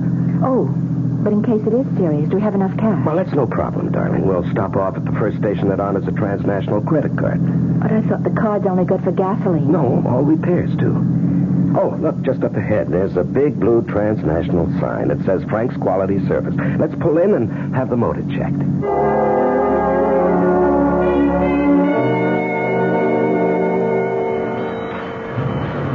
Well, are we in for some major surgery? It's a rocker arm.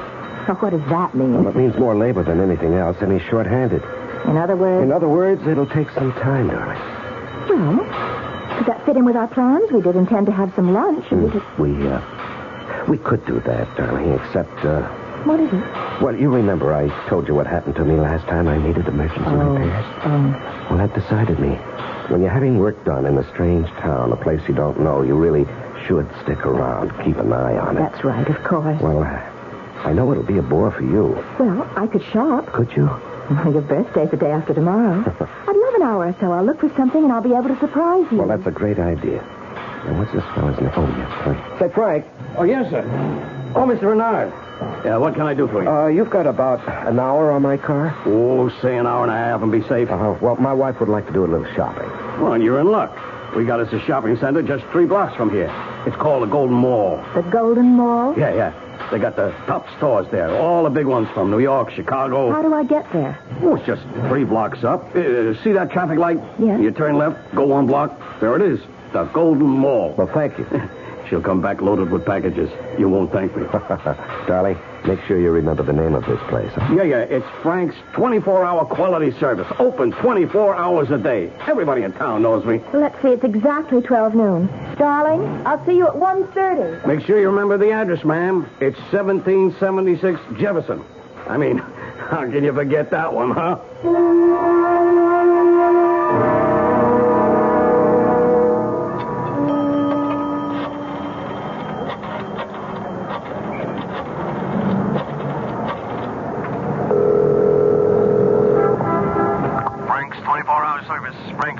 Oh, is Mr. Renard there? He should be having his car fixed. Mr. Renard? Yeah. Oh, yeah, sure thing. Hold on, huh? Mr. Renard! Hello? Leo, darling. Oh, for a moment, What is it, darling? nothing, dear, nothing at all.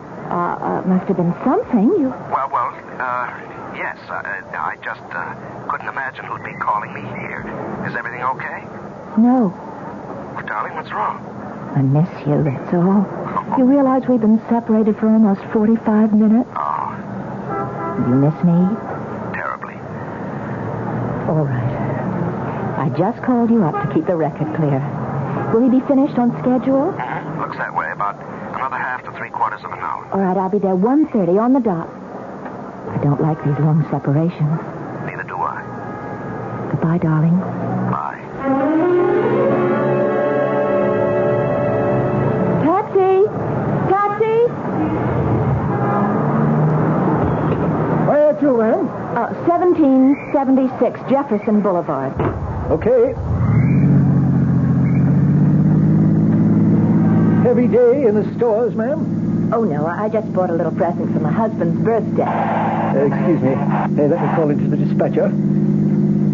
37, headed south to Jefferson, 1700 block. 17... Just a minute. Why are we stopping? Where did you say you wanted to go on Jefferson Boulevard? 1776. That's a number you can't forget. Well, maybe you can't forget it, but you sure can get it mixed up. You don't want to go to 1776. Why? Because there ain't nothing on that 1700 block worth going to. Well, I distinctly remember Look, ma'am, I know this town. Well, give me a street, any street, I'll run it down. On 1700 block of Jefferson, you got the old foundry, and it's been deserted these past 18 years. And Frank's 24-hour quality service station. No more, you don't. How can you say that? Well, I can say that because Frank's been dead, let's see, it's 3 years now. Well, the sign said... Nobody ever bothered taking the sign down. It's too much trouble. That part of town, you can write it off. Well, I spoke to Frank this morning. No, lady, you didn't speak to Frank. Believe me, nobody's spoken to Frank in 3 years. Well, maybe St. Peter. Although I don't think Frank would have caught up there. My husband is having his car fixed at Frank's right now. Yeah? So would you please take me to 1776 Jefferson Boulevard? But, ma'am... Now, shall I call a policeman or shall I hail another cab?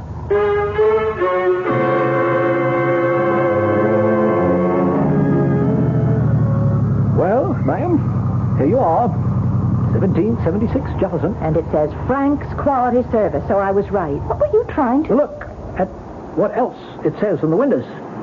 Those big signs. This property for sale. No. Look, ma'am, the place is empty. It's been empty since Frank died. But it can't be. We were high school pals, Frank and I. Look, I was here just this morning. I was here. I remember going to Frank's wake. We drove in, and those signs weren't up there. There were cars parked and men working in there, And we went to the funeral. He told Leo, my husband, he told Leo that the rocker arm needed fixing. Ma'am, are you sure you want this place? My husband. I left my husband here. No, ma'am, I'm afraid you didn't leave anything or anybody. Leo is in there, in that garage. Where are you going? Can't you see it's locked? It's been locked for 3 years. There's nobody in there. I'm telling you, there's nobody in there. What happened to my husband? What did they do to my husband? Now, calm down, ma'am. Think. Are you sure this is the same? I'm sure. I know. Don't you try to talk me out of it. I know. I was here exactly 1.5 hours ago. I was here. This place was open. This service station was operating, and there was a man here, Frank. How do you know his name was Frank? Because the name was written on his shirt. Now, look, ma'am, I don't know what's going on. My husband. I want my husband. Now, what happened to him? Ma'am, try to hold on to yourself. Don't pass out, please. Don't faint on me. I wouldn't know what to do. Here, let me help you back to the cab. Huh? Please. Oh, Leo. Leo, what did they do to me? Oh, no. 37. 37. Come in, quit fooling, answer me. This is 37. Get me some cops. Get an ambulance. Get everybody over to 1776 Jefferson on the double, huh?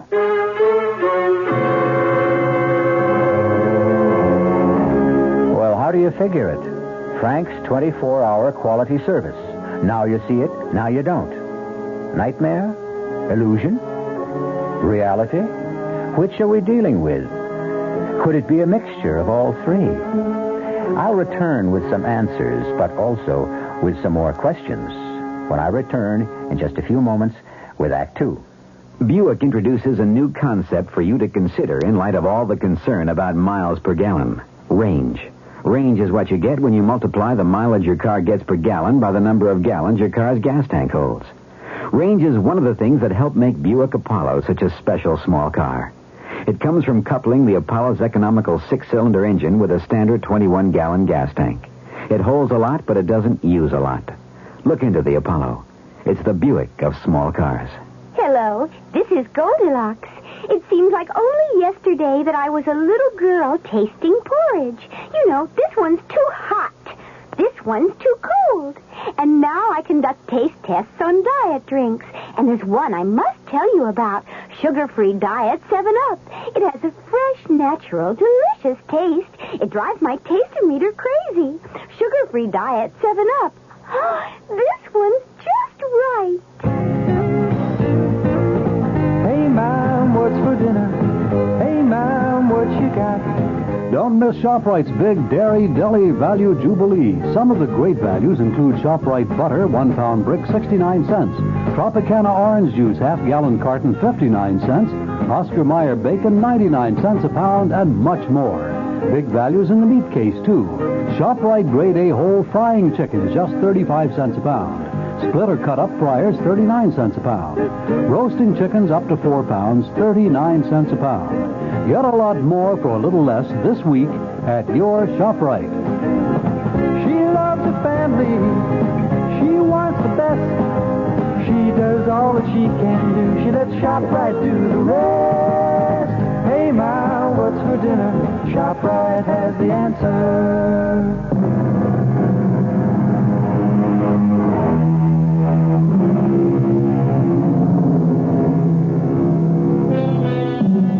Why don't you do some shopping while I'm having the car checked? Asks newlywed Leo Renard of his wife Ruth. Reasonable enough. And so, when her shopping is finished, Ruth returns to discover that the car is gone. Leo has disappeared, and the service station has been closed these past 3 years. And you insist you actually were at that particular service station, Mrs. Renard? Doctor, I know you're trying to be helpful, but we aren't going to get anywhere. Why do you say that? Well, to begin with, we have a severe difference of opinion. But you... Wait, please, let me finish. You think I'm crazy. That isn't true. Well, you have a medical term for it, I'm sure. Something to take the sharp, rough edge off it. But at this point, according to you, I'm not behaving normally. Now, does that state the case? Well, look at it rationally. Which, according to you, I'm not doing now. That service station has been closed for 3 years.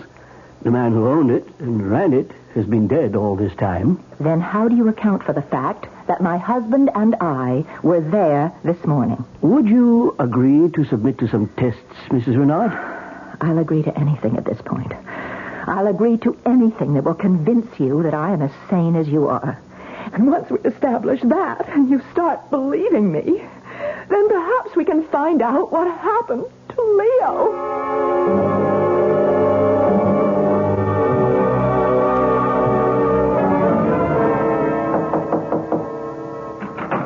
Yes?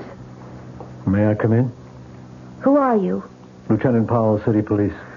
Oh, suppose you can come in. What do you want? I want to help you. Well, you won't help me by telling me I'm crazy. Why would I do that? Because that's all the others can think of. Well, to begin with, you don't look crazy. Well, thanks. Do you have any influence around here? A little. What do you need? What I need is to get out of this hospital. What you need is rest. What I need is my husband. I spoke to the doctors. What did the doctors say to you? You're suffering from shock. I'll buy that. You evidently can't face the fact that your husband has deserted you. No, that's off the mark. All right, tell me about it. Oh, I've already told it to 3 different police officers. Yeah, but I'm the one that counts. How long were you married? 2 weeks. Where? Is all this important? Everything's important. We were married in Reliance City. By whom? Well, what is that? By whom? The Justice of the Peace. His name? His name was Dunley. No, Dunleavy. Well, that's what the sign said. Emmett Dunleavy, J.P. How long did you know your husband? Well, it was one of those love-at-first sight things. But, of course, you being a cop, you wouldn't believe in that. Oh, but I do. It's the only way. Tell me about him. Well, he was in town on business. What was his business? Why is that your business? Why is that an unreasonable question? Because you don't know and you're ashamed to admit it. That's a lie. Instead of asking, maybe I better tell you a few things. You don't really know what he did for a living, if anything. But that's just... It's all right. It's all right. You don't have to say anything. Let's talk about the money. The money? The money you gave him. How do you know? My dear Mrs. Renard, you are now a member of a certain unfortunate sisterhood. What are you insinuating about my husband? Now, let's stick to the facts. How much of your money does he have? It's not my money any longer. It isn't? No, when we married, we agreed to share everything. And how much did you share with him? Well, I had an inheritance from an aunt who died, and she left me Yes, she left you... $51,000. I see. I don't know what you think you see. We were going to invest it in the new business. What new business? He was interested in real estate, and I was a public stenographer at the hotel where he used to have dinner, and that's how we happened to meet. And we were going to go to Florida and get into a land development deal. $51,000. In cash? No, bonds. We put it in bonds. Negotiable bonds, no doubt. Well, we had to be able to raise cash in a hurry. Of course. Well, it just wasn't my money. He had close to $50,000 of his own. You know this for a fact? Well, that's what he said. Now, look, Mrs. Renard, I want to help you. I want to find him. Hopefully we can recover all, or at least some, of your money. Why do you insist that he ran out on me? I've told you what happened. You simply can't face the truth, can you? And you've created an hallucination about a garage. Don't you start behaving like a psychiatrist, too. Now, look, the sooner we get you to face reality, the sooner we can get you to think rationally and maybe give us some leads. Look, I told you. What we have to do is get rid of this service station delusion of yours. But it isn't a delusion. I spoke to the doctor. Lying around here in bed isn't doing you any good. I asked him if I could get you to work with me. Now, you can't remain here indefinitely. You're going to have to start some kind of new life for yourself. Are you saying that Leo is... I'm saying, one way or another, Leo is gone. No. Right now, I'll go talk to your doctor. Pick you up in about an hour. Is that all right? Wait, I want to thank you. Yes, well, maybe now you're beginning to face reality. Maybe. Maybe what? Oh, I don't know. I'm so... Sure. It's a bad spot to be in. You're really very kind.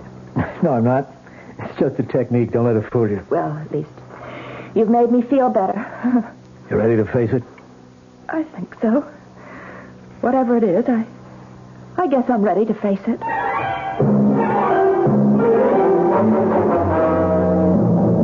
You wanted to see what Mrs. Renard was carrying when she was brought here, Lieutenant? It's important, Doctor. Well, we're about to give her things back since we're releasing her. Just her clothes. That's not important. Her handbag. And this package. It's from Milady's. Well, that's the most exclusive women's shop this side of New York. I suppose she believed in treating herself right. Why not? It was her money. Anything in the handbag? Oh, the usual odds and ends. Papers? We couldn't find any. Driver's license? Nothing. No credit cards. No identification.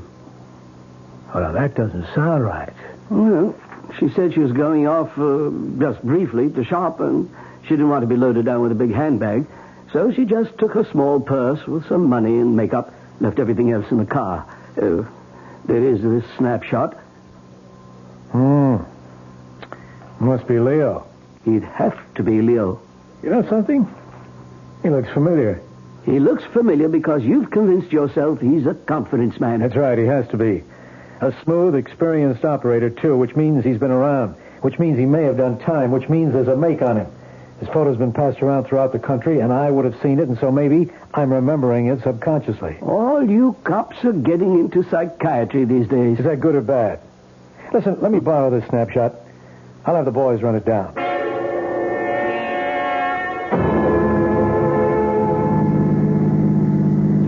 Yes, Lieutenant, I've decided. I've called a hotel. I'll take a place there, and when my money runs out, which will be pretty soon, I can find a job. I intend to stay here until... Until what? Until I find Leo or learn what happened to Leo. Now, you say you were married by a justice of the peace in Reliance City. That's right, and I'll never forget the man's name, Emmett Dunleavy. That's what the sign said in front of his house. Who recommended him? I mean, how did you know to go to him? Well, we got our license and we were driving along and we saw the sign. Who was driving? Leo. Go on. Well, that was it. We went inside and we were married. I don't think so. What do you mean you don't think so, Lieutenant? What would you know about it? All I'm saying, I don't think you were married. Now, just a minute. The ceremony was performed. We checked the city hall in Reliance City, and there's no record of your marriage. But there has to be. Ruth Olson to Leo Renard. No record of anyone named Renard getting married to anyone at all. What are you trying to do to me? And there's no justice of the peace named Emmett Dunleavy in Reliance City either. But that was his name. The sign distinctly said that his name... Look, I know it's hard to face so many disagreeable facts all at once, but there's no help for it. Oh, I know what you think. You think Leo is a confidence man who was out to swindle me. I'm going by what appear to be the facts in the case. I'm going by experience. Well, I wouldn't fight you except that you love him. Well, love doesn't make you blind. It's just... Well, one fact I simply cannot account for. Yeah? No matter what anyone says, Leo and I stopped at that service station. No matter what anyone says, it was open for business. No matter what anyone says, there was a man named Frank. And he said he'd fix the car in an hour and a half. And that I'd have time to go shopping. Well, here we are.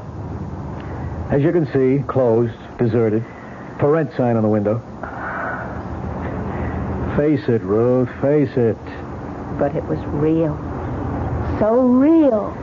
Transnational gas pumps, okay? I called their office. They told me. Hasn't been a delivery here in 3 years since they canceled the franchise because the owner, Frank Walker, had died. But it was real. It was real. Now think, Ruth. What did happen? I just don't know. Oh, God, Lieutenant, am I losing my mind?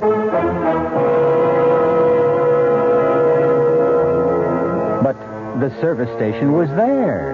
A man named Frank was there. We heard him speak. Or did we?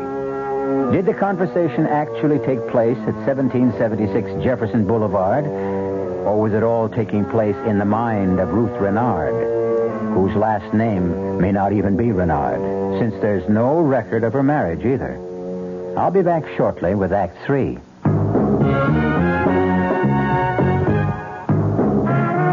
You don't see many people putting salt in their beer nowadays. Not that there's anything wrong with salt on radishes or French fries, but, man, not in the king of beers. Truth is, the only thing salt can do for Budweiser is make it salty. An unwise thing to do to the only beer in America that's Beechwood aged. Unsalted Budweiser has become the most popular beer in the world. That's because in brewing Bud, the Budweiser brewmaster goes all the way for a taste, a smoothness, a drinkability you'll find in no other beer at any price.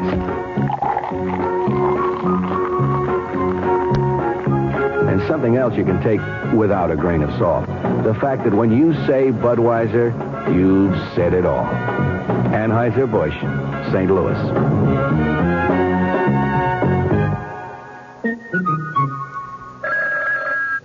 Amco Transmissions, Chuck speaking. How may we help you? Oh, boy, have I got problems. I got a really fantastic 58 Pontiac with a busted automatic transmission and a mother-in-law that's been visiting me for 10 days. well, we can help you with the Pontiac. No, don't kid a desperate man. Now, look, can you really fix up a car that old? Oh, sure. Amco serviced over 3 million automatic transmissions, and over 400,000 of them were Pontiacs. We know Pontiac's cold.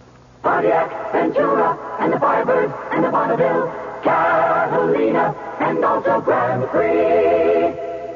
Terrific. Okay, now look, you send the tow truck and I'll help her pack. Oh, you mean? Yeah, but the 58 Pontiac belongs to my mother-in-law. Aw, nobody knows her automatic transmission better than Amco. Double A, MCO.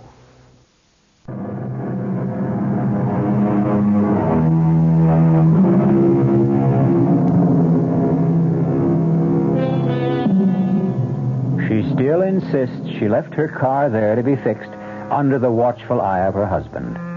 The authorities insist that Leo ran out on her, or perhaps there never was a Leo, and she creates this fiction because she cannot accept reality. Well, what is reality? Well, come on. Let's take a look at the place. As you can see, Ruth, Deserted. But as you can see, Lieutenant, it's spick and span. How clean this place looks. Does this have the appearance of a shop that's been closed for 3 years? Well, where's all the litter that would collect? Why aren't these windows grimy and dusty?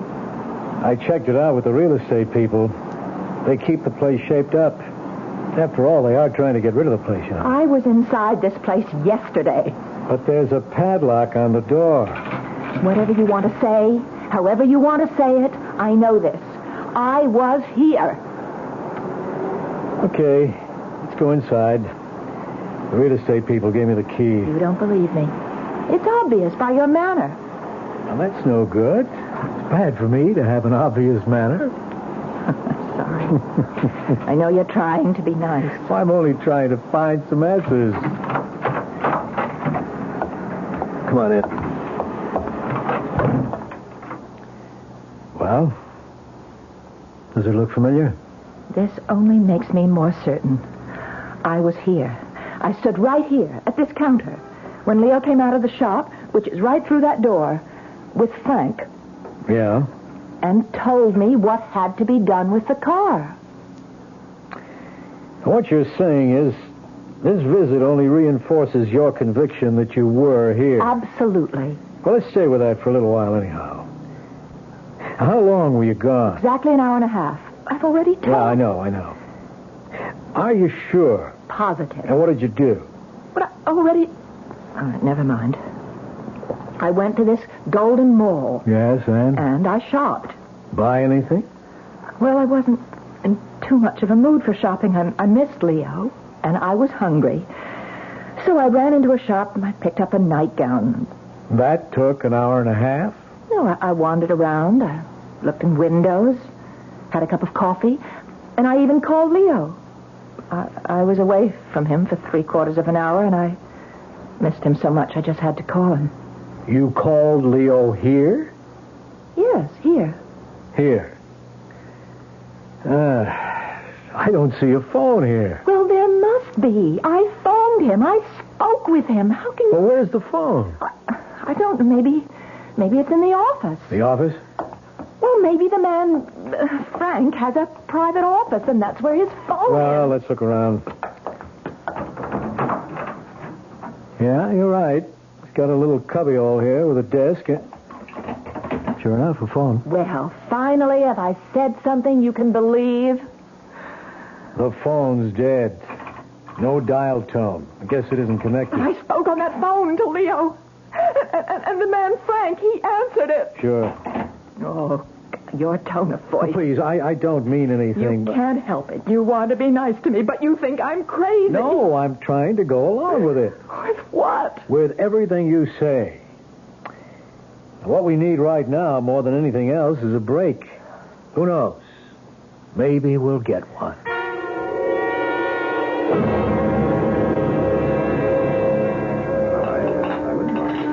Kind of you to take me to dinner. It's a line of duty. I can even put it on my expense account. You said that you had an important development. I think we do. Well, can you tell me?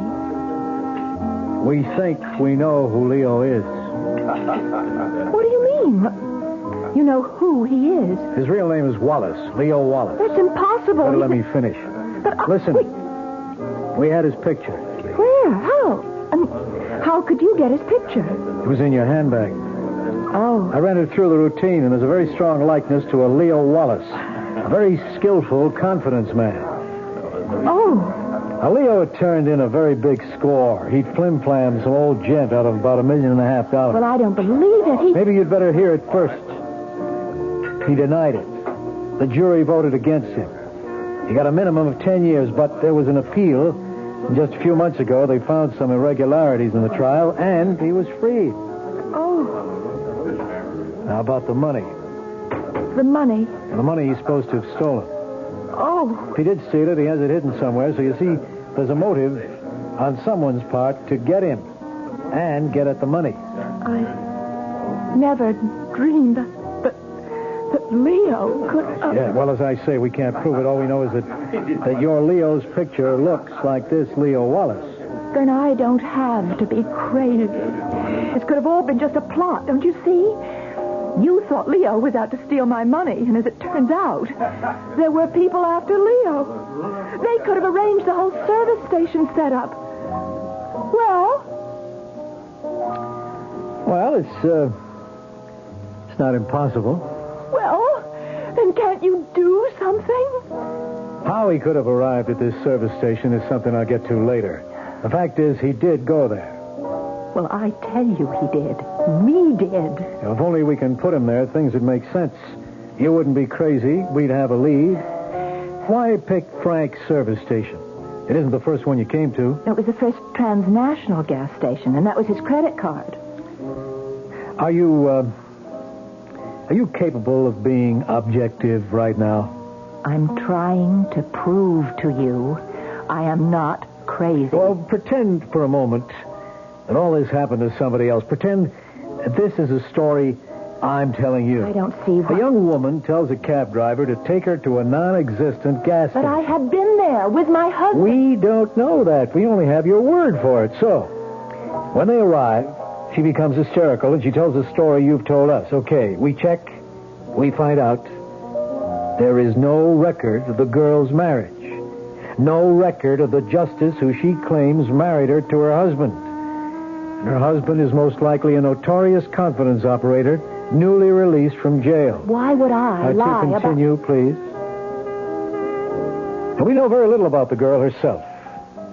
She worked at the hotel in Reliance City as a public stenographer for only a month. There's no family. I lost my parents years ago. I'm an only child. I had one aunt who's dead. Well, everything is so vague. We can't find anyone who's ever seen this girl with her husband. But we stopped at 3 motels between here and Reliance City. No one remembers seeing a Mr. Renard. You can check their registers. They must prove that Mr. and Mrs. Renard stopped there. Two of the clerks remember a Mrs. Renard. That's because I went into the lobby to sign the registers while Leo took care of the bags. Now, once again, we have that same problem. Admit it now. If this were someone else's story, would you believe it? All right, I know. It sounds like... But if it is a hallucination, where did it start? No, it's real. You said to the cabbie that you bought a gift for your husband. I did. No, you didn't. You bought a nightgown at Milady. Oh, but Why would you lie? Oh, maybe it isn't a lie. Maybe subconsciously you know you don't have a husband, therefore you really couldn't buy him a present. Then why would I have his picture in my purse? You may have found it somewhere. Maybe without knowing it, you fell in love with his picture and... Why is it all so real? I keep tripping you up all the time. Your story has so many holes. For instance, why do you say you called from the mall when that phone has been disconnected for 3 years? But I did call. You have to believe me. Well, that means I have to believe your whole story, all of it. All of it is true. Yeah, and yet I can't check any of it. Wait a minute. There's one part I can check. And if you're telling me the truth about that one little part, then the whole story could make sense. What is that part? No, I don't want to get your hopes up. I'll see you at the hotel. Oh, but I'd like to know. Well, there isn't very much I can do about it till the morning anyhow.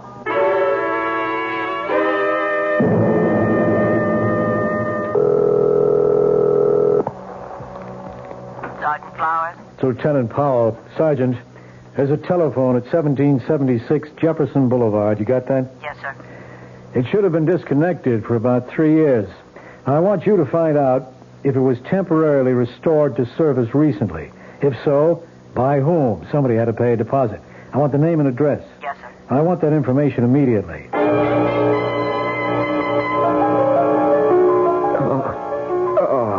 Okay, Leo, take a little drink. That's good. It'll make you feel better. There you are. Now, you gonna be sensible? You can drop that. Leo, as long as you're willing to catch, I can pitch. Be reasonable. I don't want all the money. I don't care if you kill me. It can come to that. Now, look, the old guy's dead. You can't give it back to him anymore. He has a family. And every one of them a millionaire. Leo, why should the rich always get richer? I seen crooks like you go soft. Start to worry about right and wrong. Believe me, it don't last. It wears off. I'm only trying to save you from yourself. You punk, I should have recognized you at that gas station. Hey, wasn't it a great wig and a mustache? I look good in it, huh? Leo, back in the jailhouse, I protected you against all those dudes who wanted to shake the secret out of you. I saved your life. You promised me my peace. I'm entitled. I'm entitled. I'll kill you. You punk. You're at the end of the line. You blew it. You blew it. You'll kill me for nothing, and this time they'll send you up for life. Never. You think I'm not going to kill you if you don't lead us to the door? That's wrong. I'll kill you. Go ahead, punk. Go ahead. Please, Leo, don't make me do it. Hit him one more time, punk, and I'll blow your head off. Hey, what? Keep your hands up high where I can see him. That's good. Bill, Eddie, hustle this one down to headquarters. You sucker. We could have been rich. We could have been rich. What do you get out of it this way? So, you're Leo. You all right? Yeah. Takes more than a punk like him. Hey, let me get you untied.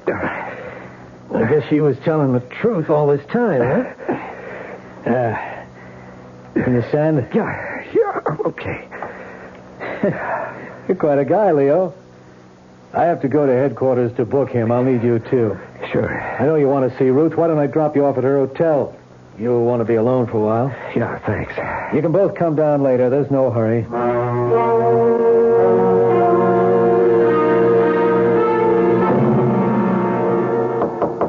Just a minute. Leo. Oh, Leo, darling. Hello, Ruth. Leo, how did you... What made you... No, I don't want to talk. I just want to hold you. Leo. Oh, Leo, are you... Crazy? No. Oh. But I would be if I couldn't figure it out. Figure what out? That gas station, that was all a setup. Leo. How did they know I would stop right there, huh? What? How could they be sure? Somebody had to loosen the gasket just enough to make that noise. Somebody had to say, let's get off the highway at that particular exit. Somebody had to practically lead me by the hand right into the setup. Leo, why would I... $1.5 million. That's a big enough... Leo, I love you. Oh, sure. How can you even think and that it's the right way to do it, too. I disappear. You become the poor, distraught, deserted wife. The mobsters figure you've been double-crossed, too. The heat's off you forever. Leo, how can I convince you? What can I say? It's a great plan, baby. Even the phone call, that little cubbyhole office. The only place in the station that isn't open to view from the street. The only place where it's safe to jump me. That's why you installed the phone. Get me out of sight, distract me. Leo, please. But the punk blew it. He gave his right name to the phone company, his correct address. So they were able to check him out. The punk wanted to save a $30 deposit. For $30. He blew his shot at $1.5 million. Leo, I swear he always to was you. a punk. And now for you, baby. Leo. Why are you looking at me like that? I think I'm going to kill you. Leo, it's all in your mind. Oh, sure. Oh, I swear I had nothing to do with it. I love you. I love you. Let me prove it. Wait, here. Look, that's my purse on the night table. See? In the purse there's a .22 caliber revolver. You look inside it. All right. You'll find it. Now, if you really think I'm guilty, go ahead and kill me. We'll shoot. Kill me. What are you waiting for? See, you can't do it. You love me. You can't do it. You love Leo, me. don't be crazy. Lieutenant Powell, Leo's going crazy. Just stay where you are, pal. Just stay there. Leo, what are you going to do? Are you out of your mind? I let you come up here alone so you could figure it out for yourself. Yeah, I understand, and I have to kill her. Lieutenant, you can't just stand there. There's nothing he or anyone else can do, Ruth, except... Hey, Paul, if she goes to jail, what can she get? At least 10. 10, huh? In 10 years, that beauty, that terrible, overpowering beauty of hers that blinds you, that beauty will be gone. She'll be old, worn and bitter, as good as dead, with almost half a lifetime still in front of her. Leo, give me a chance. If I kill her now, it's too easy. Leo. That will be over in a second. Take her, Lieutenant, take her. We'll kill her the right way, legally. Just... Leo, I love you. I love you too, Ruth. I love you more than anything in this whole wide world. But I'll get over it. You'll never get over me. Oh, I'll get over you, baby. And if I can't, if I don't, if I still love you 10 years from now, I'll be waiting for you. Outside the prison gate.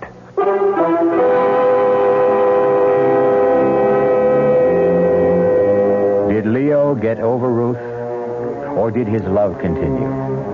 Did he meet her at the prison gate 10 years after? We don't know. It hasn't been 10 years yet.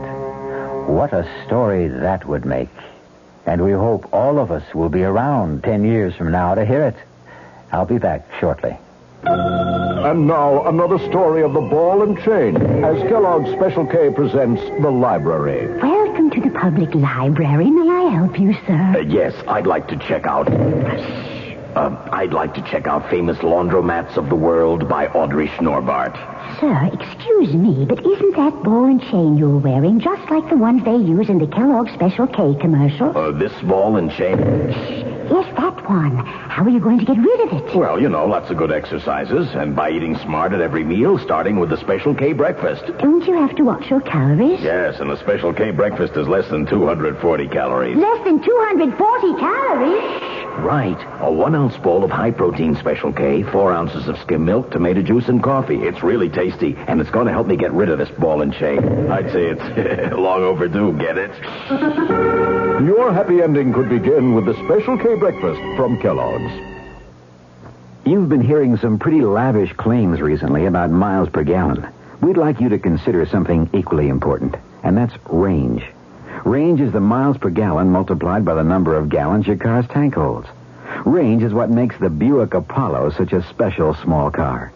It comes from coupling the Apollo's economical 6-cylinder engine with a standard 21-gallon tank. It holds a lot, but it doesn't use a lot.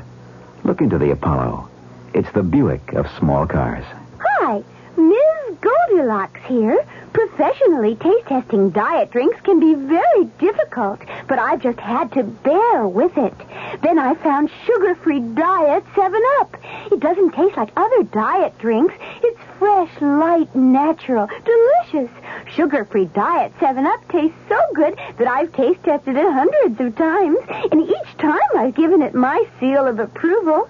Yes, this one's just right. Now, this word from the New York Graphic Society. Midnight in the cemetery. The casket lid lifts slowly, and a tall creature with glowing eyes rises from the coffin. From time immemorial, man has been frightened and fascinated by the night-roaming, blood-sucking creature. A captivating new book, A Clutch of Vampires, now presents the very best tales from both history and literature. Spanning 2,000 years, it is the most diversified, enthralling collection of vampirana ever published. A Clutch of Vampires by Raymond McNally. Our cast included Marion Seldes, George Petrie, Larry Haynes, and Gil Mack. The entire production was under the direction of Hyman Brown. Radio Mystery Theater was sponsored in part by Buick Motor Division, the Kellogg Company, makers of Kellogg's Special K cereal, and new sugar-free Diet 7-Up. This is E.G. Marshall inviting you to return to our Mystery Theater for another adventure in the macabre. Until next time, pleasant dreams.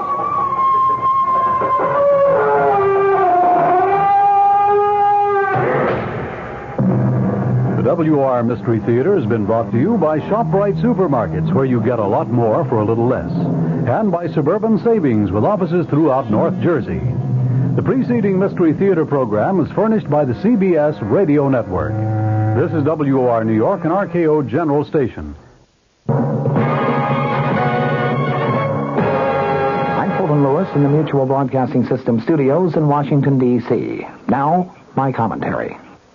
A team of White House advance men left for the Middle East today in preparation for a trip by President Nixon. The announcement of the formal itinerary for the president is expected to be made by the White House tomorrow. The advance team, numbering more than a dozen and including experts in such fields as communications, security, and protocol, is going to visit each of the half-dozen or so countries that the president is expected to tour. Officials said that the White House is preparing to make a formal announcement tomorrow regarding the president's intention to become the first American president ever to make an extensive tour of the Middle East. His trip's expected to begin next week and last 7 to 10 days, with stopovers in Israel, Egypt, Saudi Arabia, and perhaps such countries as Jordan, Syria, and Iran. The president is scheduled to return to the United States before making a second separate trip to the Soviet Union for summit talks with Kremlin leaders beginning June 27th. In Cairo, sources said that the Nile Hilton Hotel was alerted today to reserve 8 floors or some 320 rooms for the president's visit to Egypt. The alert mentioned starting dates of June 9th or 10th and said that the rooms were to be held for 3 days. There was no immediate comment from either the U.S. Embassy or the Egyptian government regarding those reports. The Cairo press, meanwhile, reported that a special meeting was to be held there on Monday to discuss presidential security during the visit. Here on the home front, the White House continued today its refusal to pledge that President Nixon may abide by a Supreme Court ruling in the Watergate subpoena controversy. Deputy Press Secretary Gerald Warren replied to a barrage of news briefing questions on the matter by saying anything I would say would be irresponsible. He referred to statements by the president's chief Watergate lawyer, James St. Clair, that he is confident that the Supreme Court will sustain the president's position. The presidential spokesman said that the White House would file briefs and make its arguments, but when he was pressed repeatedly on whether the president would abide by a court decision, Warren said, "I'm not going to speculate one way or the other." In the meantime, former presidential aide Charles Colson entered a plea of guilty today to leading an attempt in 1971 to influence the outcome of the Daniel Ellsberg trial. His bargain plea to the new single-count criminal information brought by the special prosecutor's office was met with assurances that the grand jury indictments against him in 2 separate cases would be dropped. U.S. District Court Judge Gerhard Gesell set sentencing for June 21st. That's 4 days after Colson and 4 other defendants were tentatively scheduled to go on trial in Gesell's court for the formal break-in at the office of Daniel Ellsberg, psychiatrist in Los Angeles. Governor Daniel Evans of Washington told his fellow governors in Seattle today that it has been the states rather than the federal government which have risen to the problems of the new Watergate era. He said in a number of current issues, including government ethics, campaign finance reform, consumer protection, and no-fault insurance, the record of many of the states has been one of decisive action in contrast to that of inaction on the part of the national government. Keynoting the National Governors Conference, Evans hit again on a theme that he had set in a Sunday news conference in which he said the states have quite clearly taken national leadership in cleaning up government.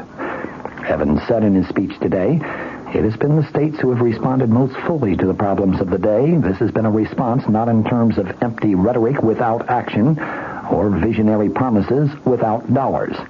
It has been a response which has required executive and legislative courage, sound fiscal management, plus a willingness both to listen and to act. It has required the states who do not have the luxury of the national government to increase the money supply or to engage in deficit spending, to increase their budgets and to raise the necessary taxes to meet the requirements of the people." Evans then called on the governors to increase their initiative and play a stronger role in the creation of federal policy and federal programs.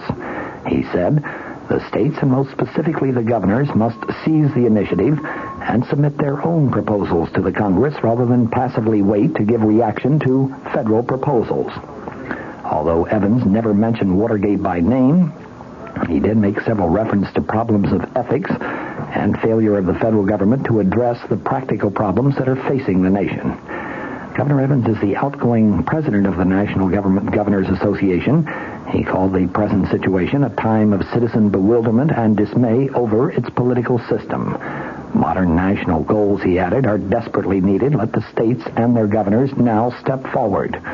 With serious national questions of the balance of power between the legislative and executive branches, a reordering of our federal system should be of high priority. No greater weapon exists against an unwarranted concentration of power in one branch of the federal government than to completely redistribute power and initiate back to capable and receptive state and local governments.